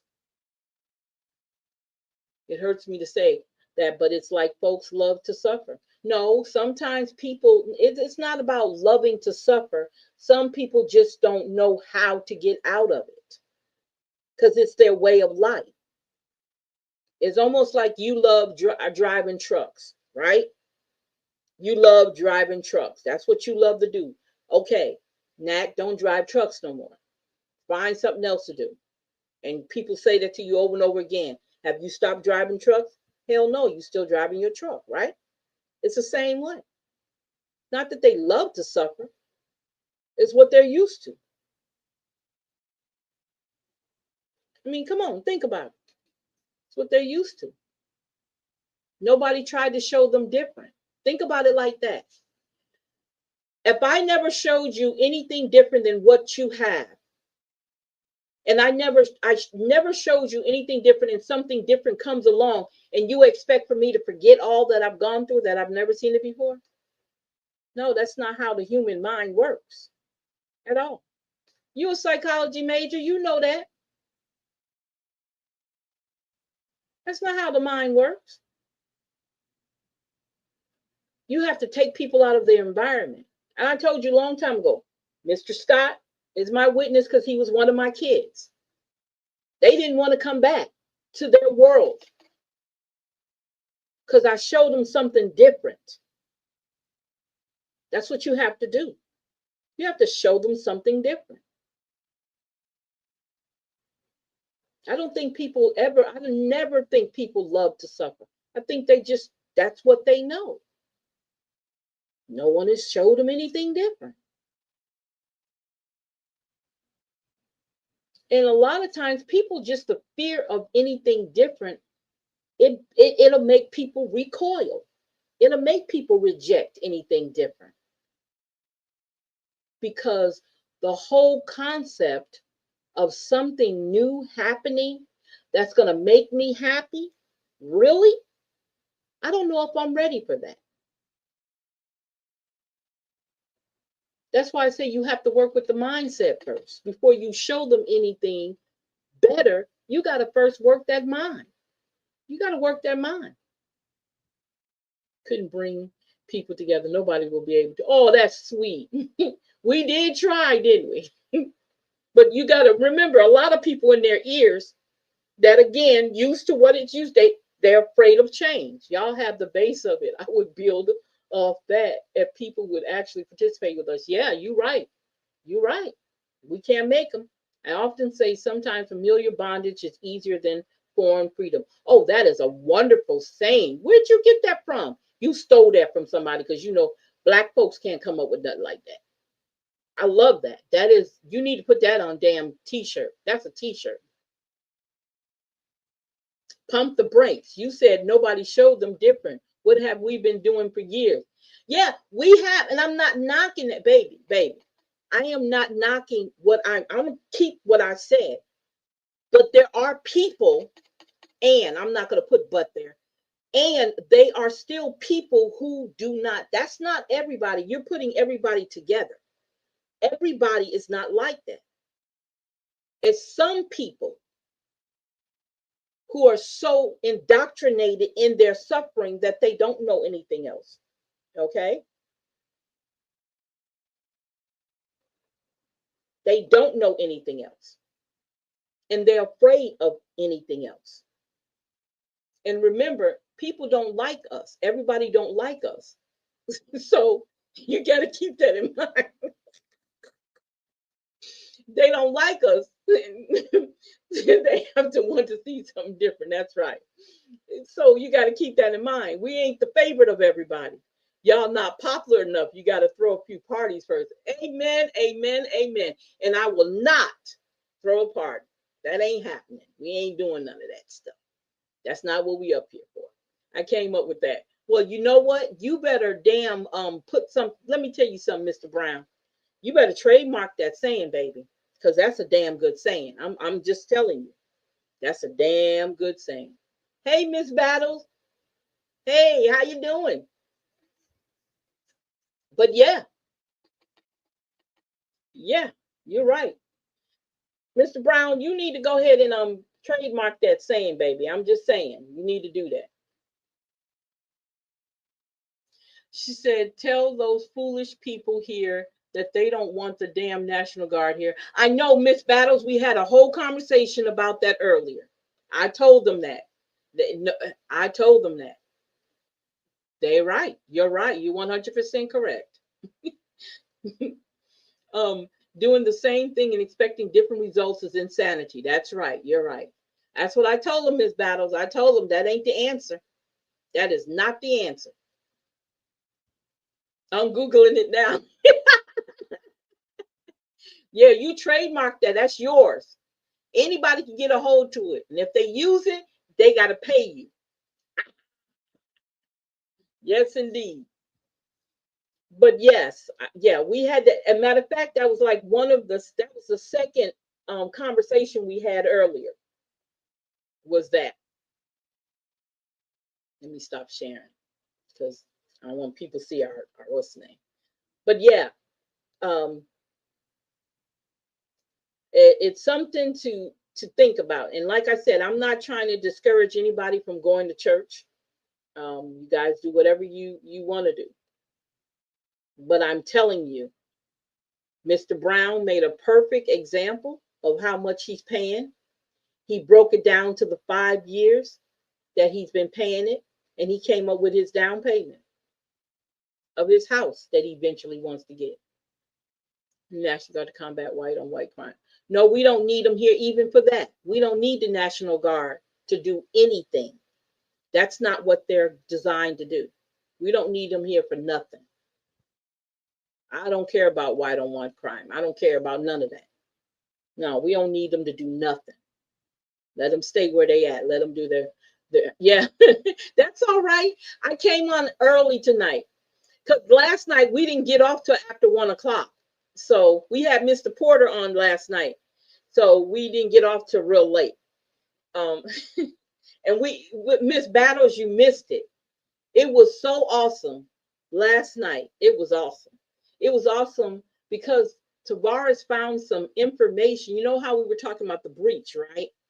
Well, Tavares found some information back in 2019 where they had a whole conference called You Have Been Hacked, right?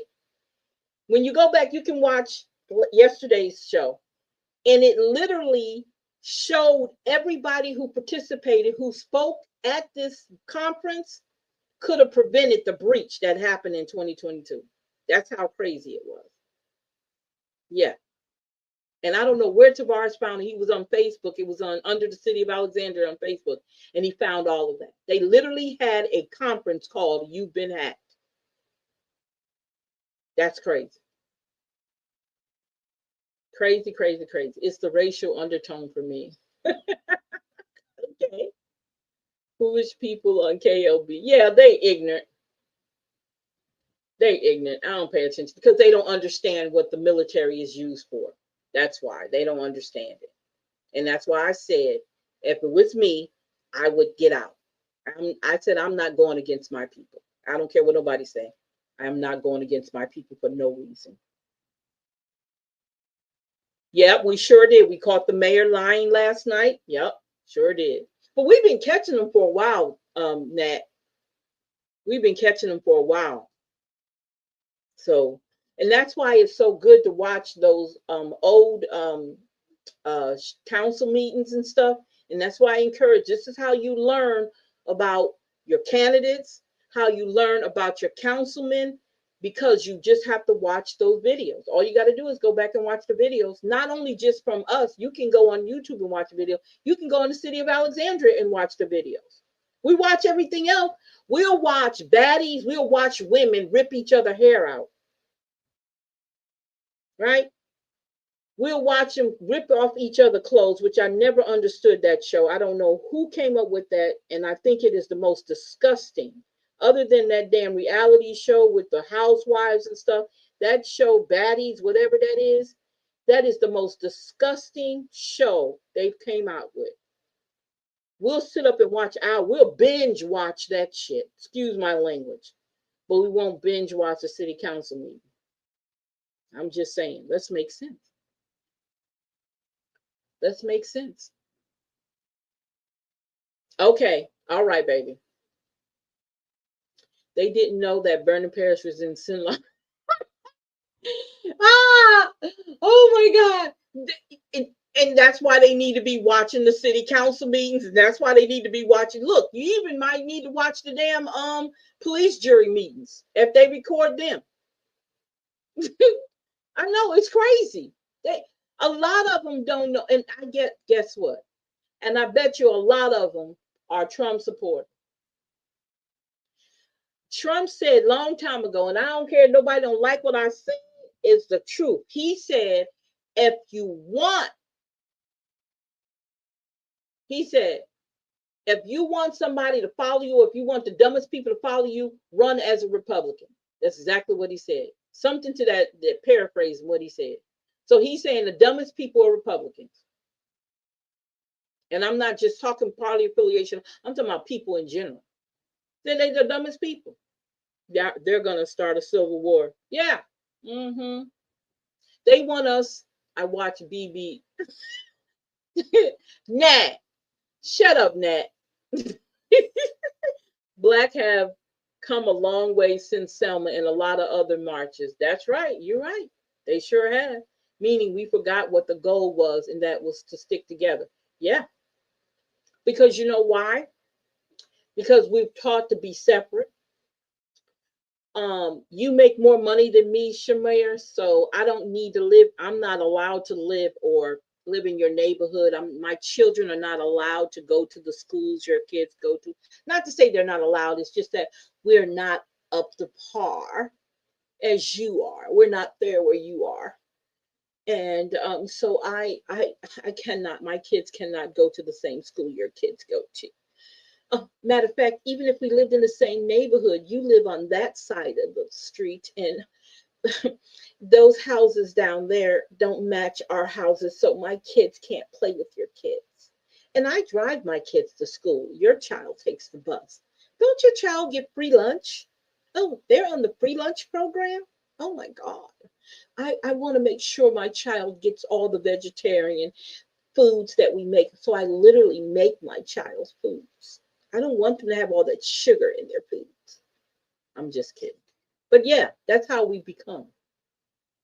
We we become the European people that have oppressed us. That's what we become. The same, it's called Stockholm Syndrome. We've started acting like them.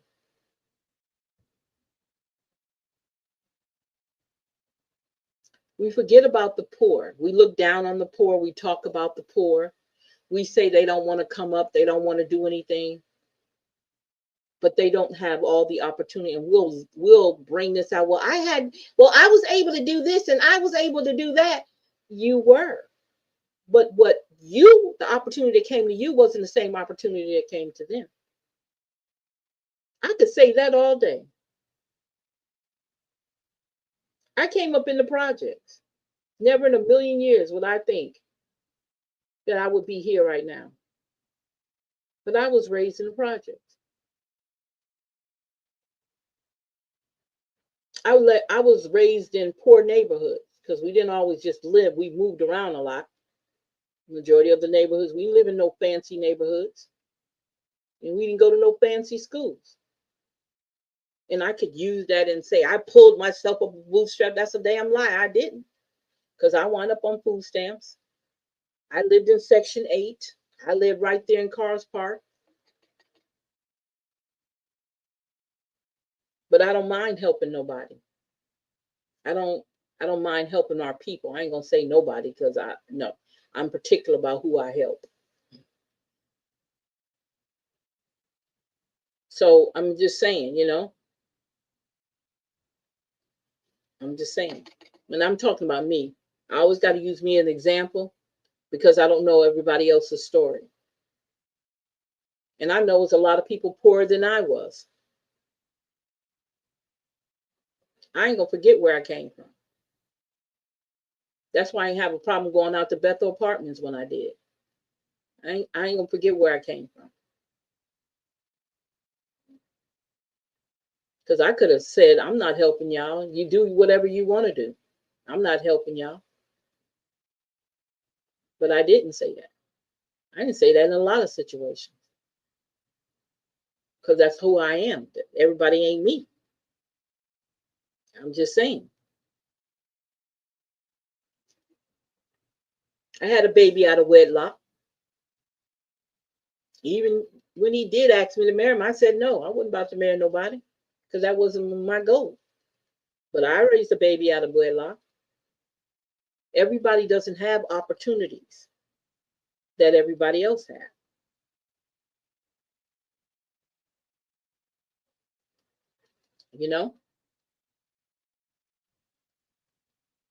Yeah, that's exactly how I act now. Just like that. You're so stupid. We compete with each other for oh my God, Miss Battles, Miss Battles, Miss Battles. You are so correct. We definitely do that. And I don't get it.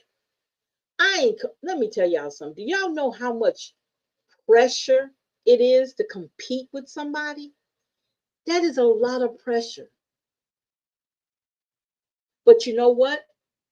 You got to remember the European way of doing things is being competitive. That's the way business works. We're in a capitalist society. So we're supposed to, according to them, we're supposed to compete with each other. We're supposed to have a cutthroat mentality. We're supposed to be spying on each other and seeing how you got better than I do. You got more food on your plate than I do. I need to get what you got. You drive a Land Rover. I need to go get 2 Land Rovers. You live in a nice size house. I need to get mine double your size. Not to say I can afford it, but I just need to outdo you. That's what we do. Do you know they did that in slavery? Do you see where that comes from? They did that in slavery. They did the same thing in slavery. Fawning for the attention of the master so they can get an extra bread on their plate or extra day off. Okay?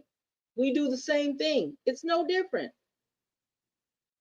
He said, I'm trying. Well, I don't want to forget where I came from, because my thing is that when you say you want to forget where you came from, that's including the people that mold you into the person you are. So I don't never want to forget where I came from. Oh, Mr. Uncle Ruckus. I don't never want to forget. When I got a little money, I was gone. Damn near got a ticket leaving out of the hood. I got you. I got you. But you can't. I didn't forget about the hood. I left it, but I didn't forget about it. And I know there's a possibility. It's always a possibility that I might wind back up in the hood. Doesn't matter, because see, we don't know how our lives are going to really turn out. So I might wind up back in the hood. So I don't have a problem with looking back, because that's what made me who I am now. So I can't do that. I can't just cut off where I came from. Yeah, so we spend more time competing with each other and trying to outdo each other in this small ass town. Everybody know everybody. Everybody know it. My husband told me something today I didn't know. Show you how everybody know everybody. His cousin was one of the teachers at Peabody, and her name was Miss Irma Newman. I don't know. I can't remember if I remember her or not. But she was a school teacher. I never even knew that until he told me about it today. That's how you know everybody know everybody. You got to understand the hood don't want you to leave. No, that's not it. That's not it. I don't, maybe for you, I can't say that, Mr. Turner, because that might be for you. But no. Mm-mm. No.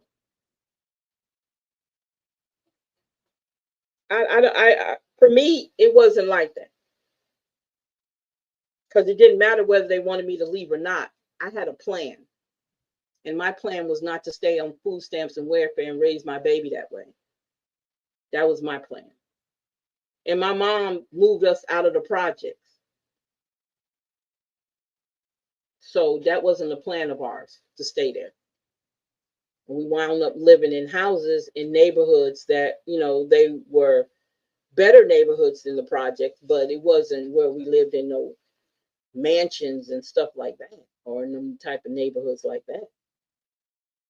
You got to remember, it's different in Albany than it is down here. So what y'all would probably call an upscale neighborhood, we would probably call not so upscale, because there's a difference in the housing. We lived in those big brownstones, which were apartments on top of apartments sometimes. 2 and 3 apartments in one brownstone. So there's a little bit difference in the neighborhoods, and the schools were different. So, and then till she moved us down here. And we saw, it was a culture shock for us to come down here, because we ain't never seen, we was like, what the hell? We were like shocked. They want you to stay right here, and they make fun of you for leaving. The niggas think they're better than everybody. And I don't care. And I don't care. So you're really responsible for him being this way. No, I'm not. That's Ned. I didn't do that to Ned. Ned did that when on vacation, left my door wide open for 6 days, got home, everything was like we left it. If I would have been in the hood, it would have been cleaned out. Yeah, because everybody know who you are, and they know when you leave. You got to be quiet. You got to leave quietly. And when you live in, look, Nat, quit acting like you so much better than the hood. Okay? Quit that. You trying to be one of them Uncle Ruckuses.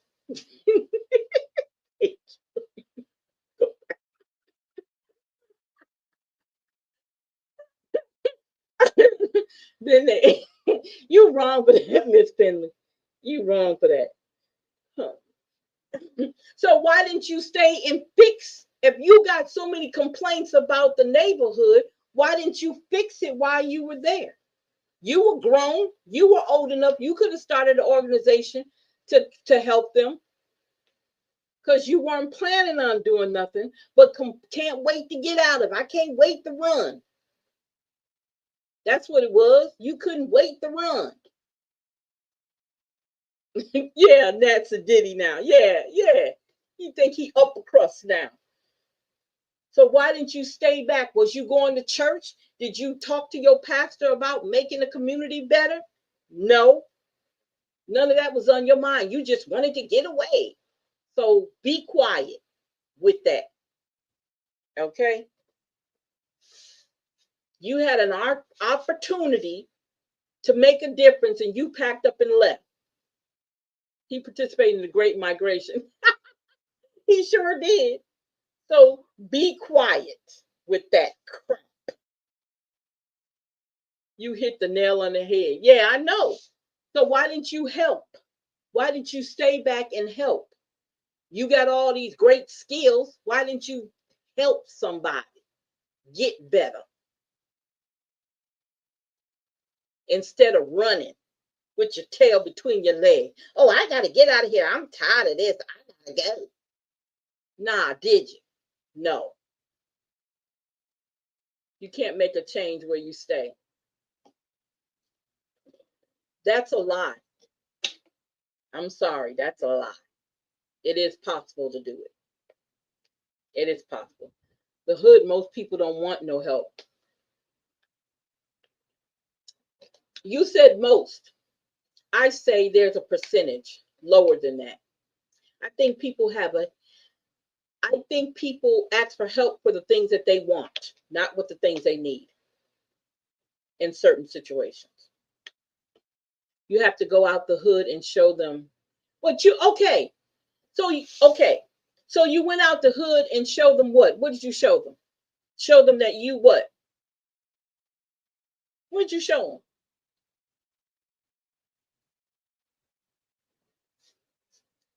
So you couldn't do that in the hood?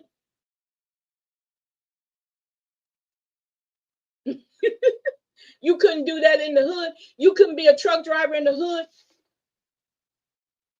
You couldn't have say if you, for instance, you stayed in the same house and you took and remodeled that house you stayed in. You couldn't do that in the hood? So you're going to tell me there's no truck drivers that live in the hood? I just want to know. Because I've seen many of trucks in the hood. Make it make sense now. You know how many young men have bought houses because they seen me do it? Okay. Now, you said you left the hood because you wanted to do better and you wanted to be sedity. So again, could you have bought a house in the hood and fixed it up, or bought a brand new house or had one built in the hood and do the same thing you're doing now? That's the question.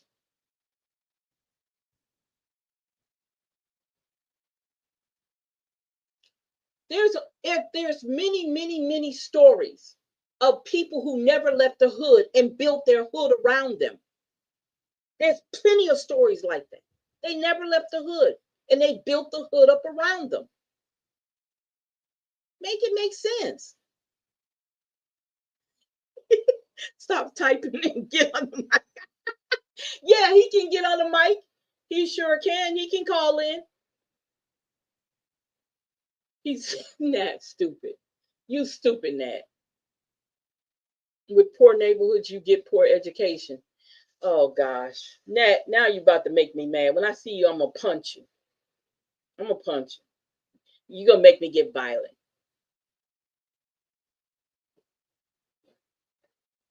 So did you have a poor education? You claim you were in the hood. So did you have a poor education?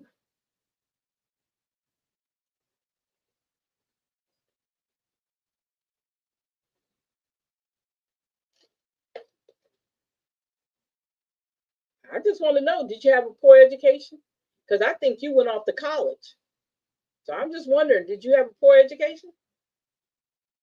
Not all men, the women's doing all the work. And that's true. You're right. You're right. So, okay, so did you answer my question? So you had a poor education, but you were able to go to college. So you telling me you got a certificate of completion that you took to college? Because if I'm not mistaken, you said you went to Grambling.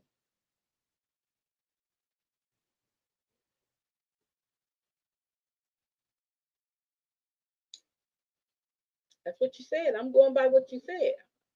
I had to walk to Bolton in order to go to a good school back then. Okay, and I walked to Bolton too. I went to Bolton too. I lived on Alma Street. Now Alma Street is nothing like it was when I went. It was still a poor neighborhood, and I walked to school to Bolton, and I left Bolton to go to Peabody because I wanted to go to Peabody.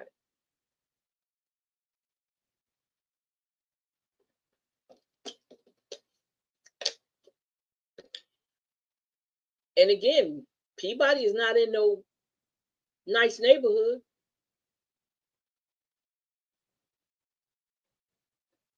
And you have great people that came out of Peabody. You had some wonderful people that came out of Peabody. So I can't go with what you're saying, that. I'm sorry. I can't go with what you're saying. Because back then, well, you're a little bit younger than I am. Back then, Peabody was the shit. I hate to tell you that. Back in the 80s, Peabody was the shit. In the 70s and 80s, Peabody was the shit. And I wasn't zoned for Peabody. I was zoned for Pineville High. Because at that time, no, that's right. We were in Pineville when we started going to Peabody. We had moved to Pineville by then. We were zoned for Pineville High. And I wasn't going to Pineville High. Pineville High was racist back then. I wasn't going there. I wanted to be around our people. So that's why I wind up going to Peabody.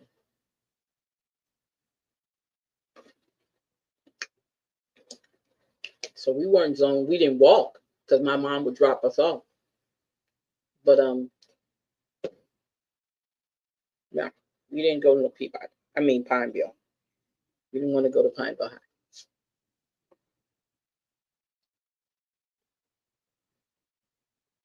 High. I know I wouldn't have went to no damn Tioga.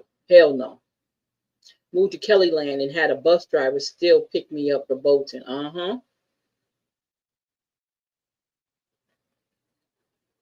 Yeah, back then. Yeah. What you trying to say, Mr. Brown? I don't understand what you're trying to say. I'm trying to figure out what you're trying to say. Yeah, back then, that was that was a long time ago, brother. Okay.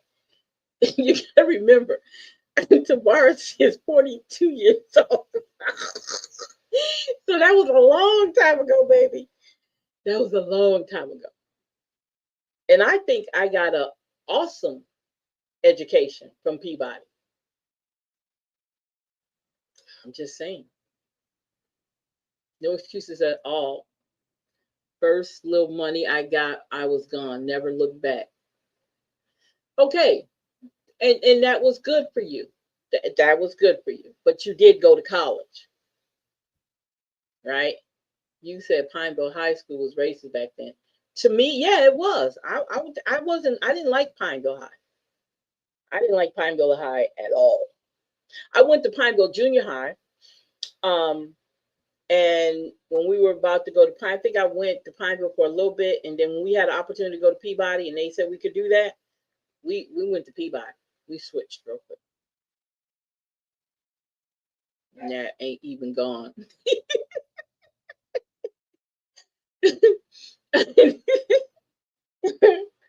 But But yeah, back then in the 80s, I wouldn't. Nah. Has it changed? I don't know because I don't have any. I don't know how Pineville is now. But it wasn't too shit. Pineville Junior High wasn't so high in the 80s. Y'all, let me tell y'all something. Louisiana in the 80s was still having racial issues, big time. They didn't start acting like they had some sense to the late part of 80s and the early 90s. They were still, there was a lot of stuff going on in Louisiana that was racist. Shit. Y'all just got your first mayor for the city of Alexandria, the first black mayor. So think about that. Yeah, so you went to college, okay? So don't make it sound like you had a crappy experience with the education in the poor neighborhoods. Quit that. Quit trying to make it sound like that. You didn't. Peabody is in a poor neighborhood. I think I got a pretty good education there. Even though there was one thing that caught my eye, and I told y'all about it on the show a long time ago. When they were teaching Black history, the book that they used for Black history at Peabody was the book that I had in 7th grade when I lived in Michigan. I just want to say that. I just want to let y'all know that. The same book, I think I was in, we did Black history. I think I did Black history in 11th grade, 11th or 12th grade. It was the same book we used in the 7th grade when I was at Longfellow Elementary in Saginaw, Michigan. That shows you how much they really wanted you to learn about Black history in a predominantly black school. I'm just saying. Our high school was desegregated around 1970, 71. My mom graduated. Yep. My husband went to Pineville when they first segregated it, Pineville High. And he said he got into a terrible fight with some white kids because the white boys, when they would be walking in front of them, they were throwing things at them, at the back of their heads, calling them the N-word. And he got in trouble because he beat one up. I'm just saying. I'm just saying. And he graduated from Pineville. See, that's what poor.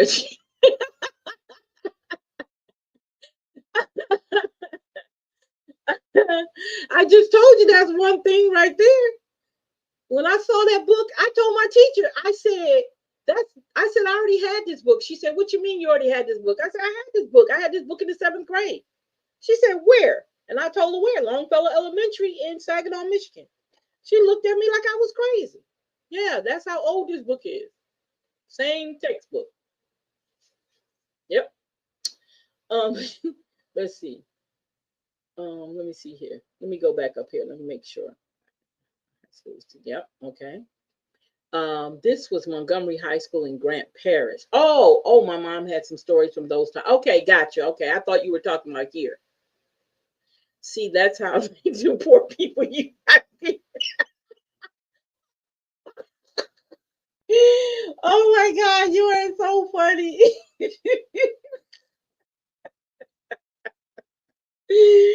Oh my God. That is funny as hell. I have to laugh at you, Dad. You stupid. I was shocked. It took so long. Yep. That's one thing you caught. Yep. That's one thing I caught. Yep. Poor.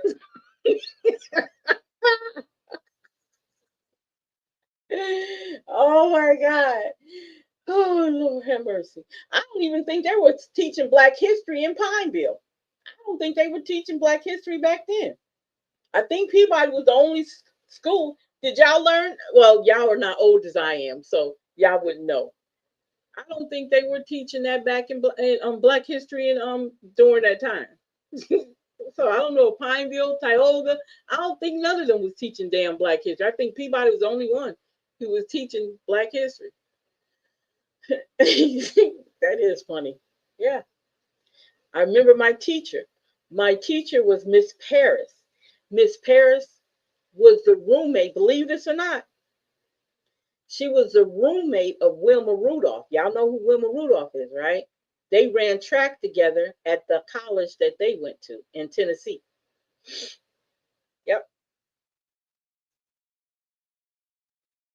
So even you helped my point. No, I'm not helping your point. I don't care what you say. That was just one incident. That's not the whole education system. Okay? It's not the whole education system. It's just one, it was one book. Okay? I didn't learn nothing about Black history. I know, because they didn't want to teach y'all anything about it. I think Peabody was the only school that probably had Black history because it was quote unquote Black school. And y'all ever notice this? Let me tell y'all something. Let me get something else to y'all. Do y'all notice that all Black HBCUs are all majority of Black? Let me not say all. That majority of Black HBCUs and Black high schools are named after white people.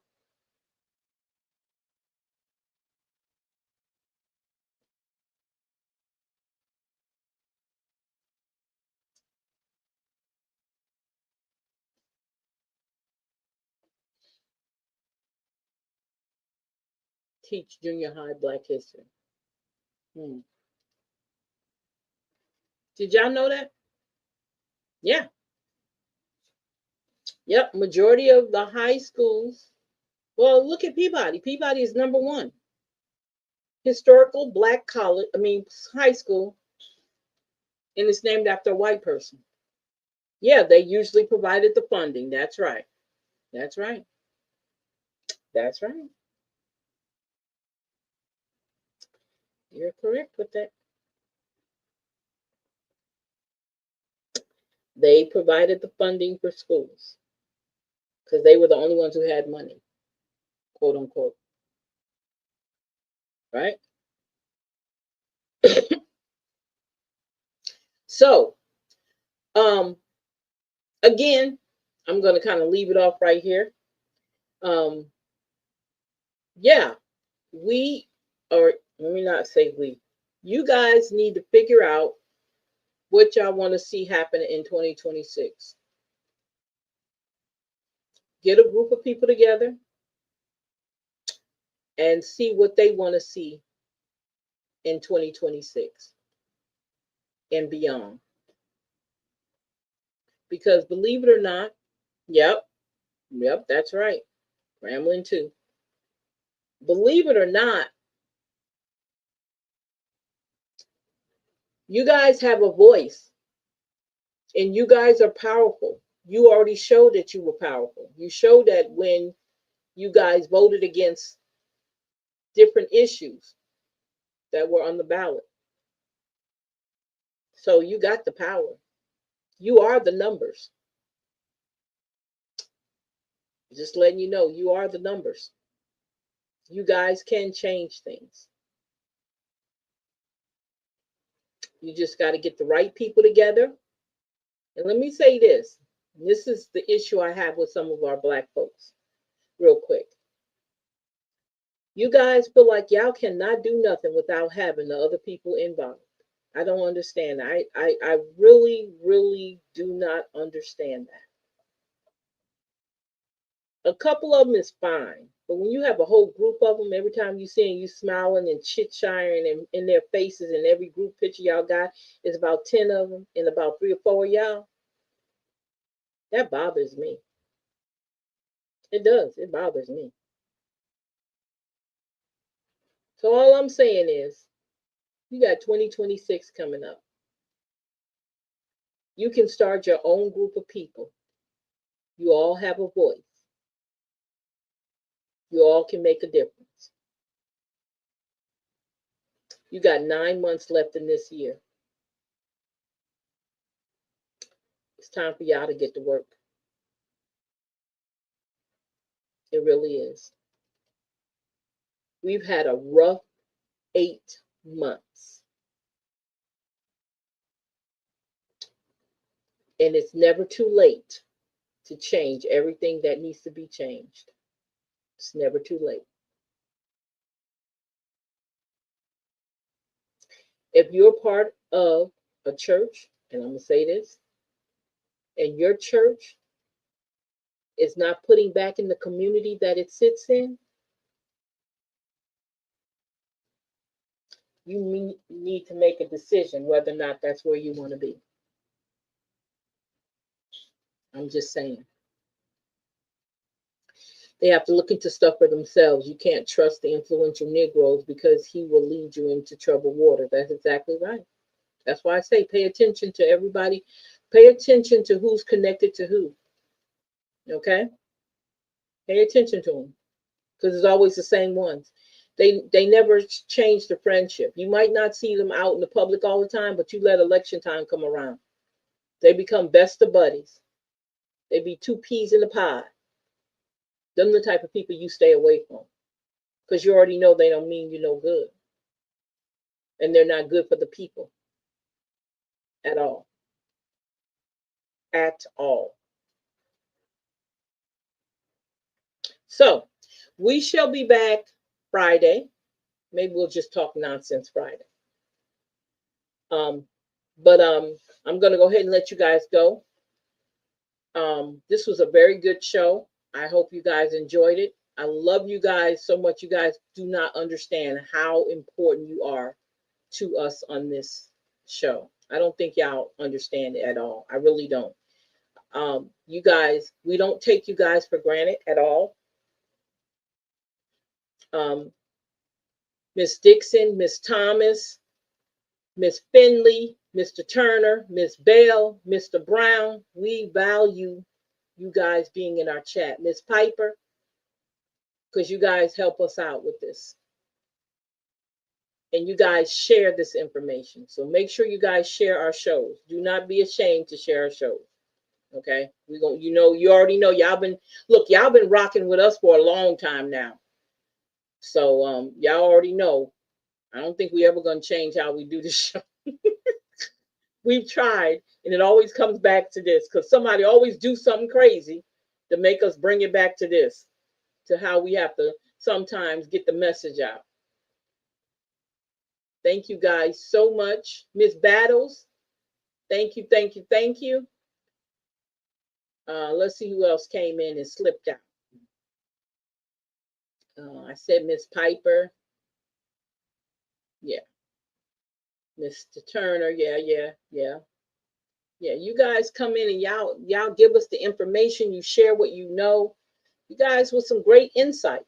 And it's good to be able to see things from someone else's perspective. It's not always about how we see it. It's about what everybody else sees. You know what I'm saying? So,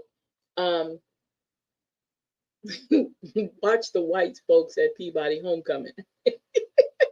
Stay off my lawn.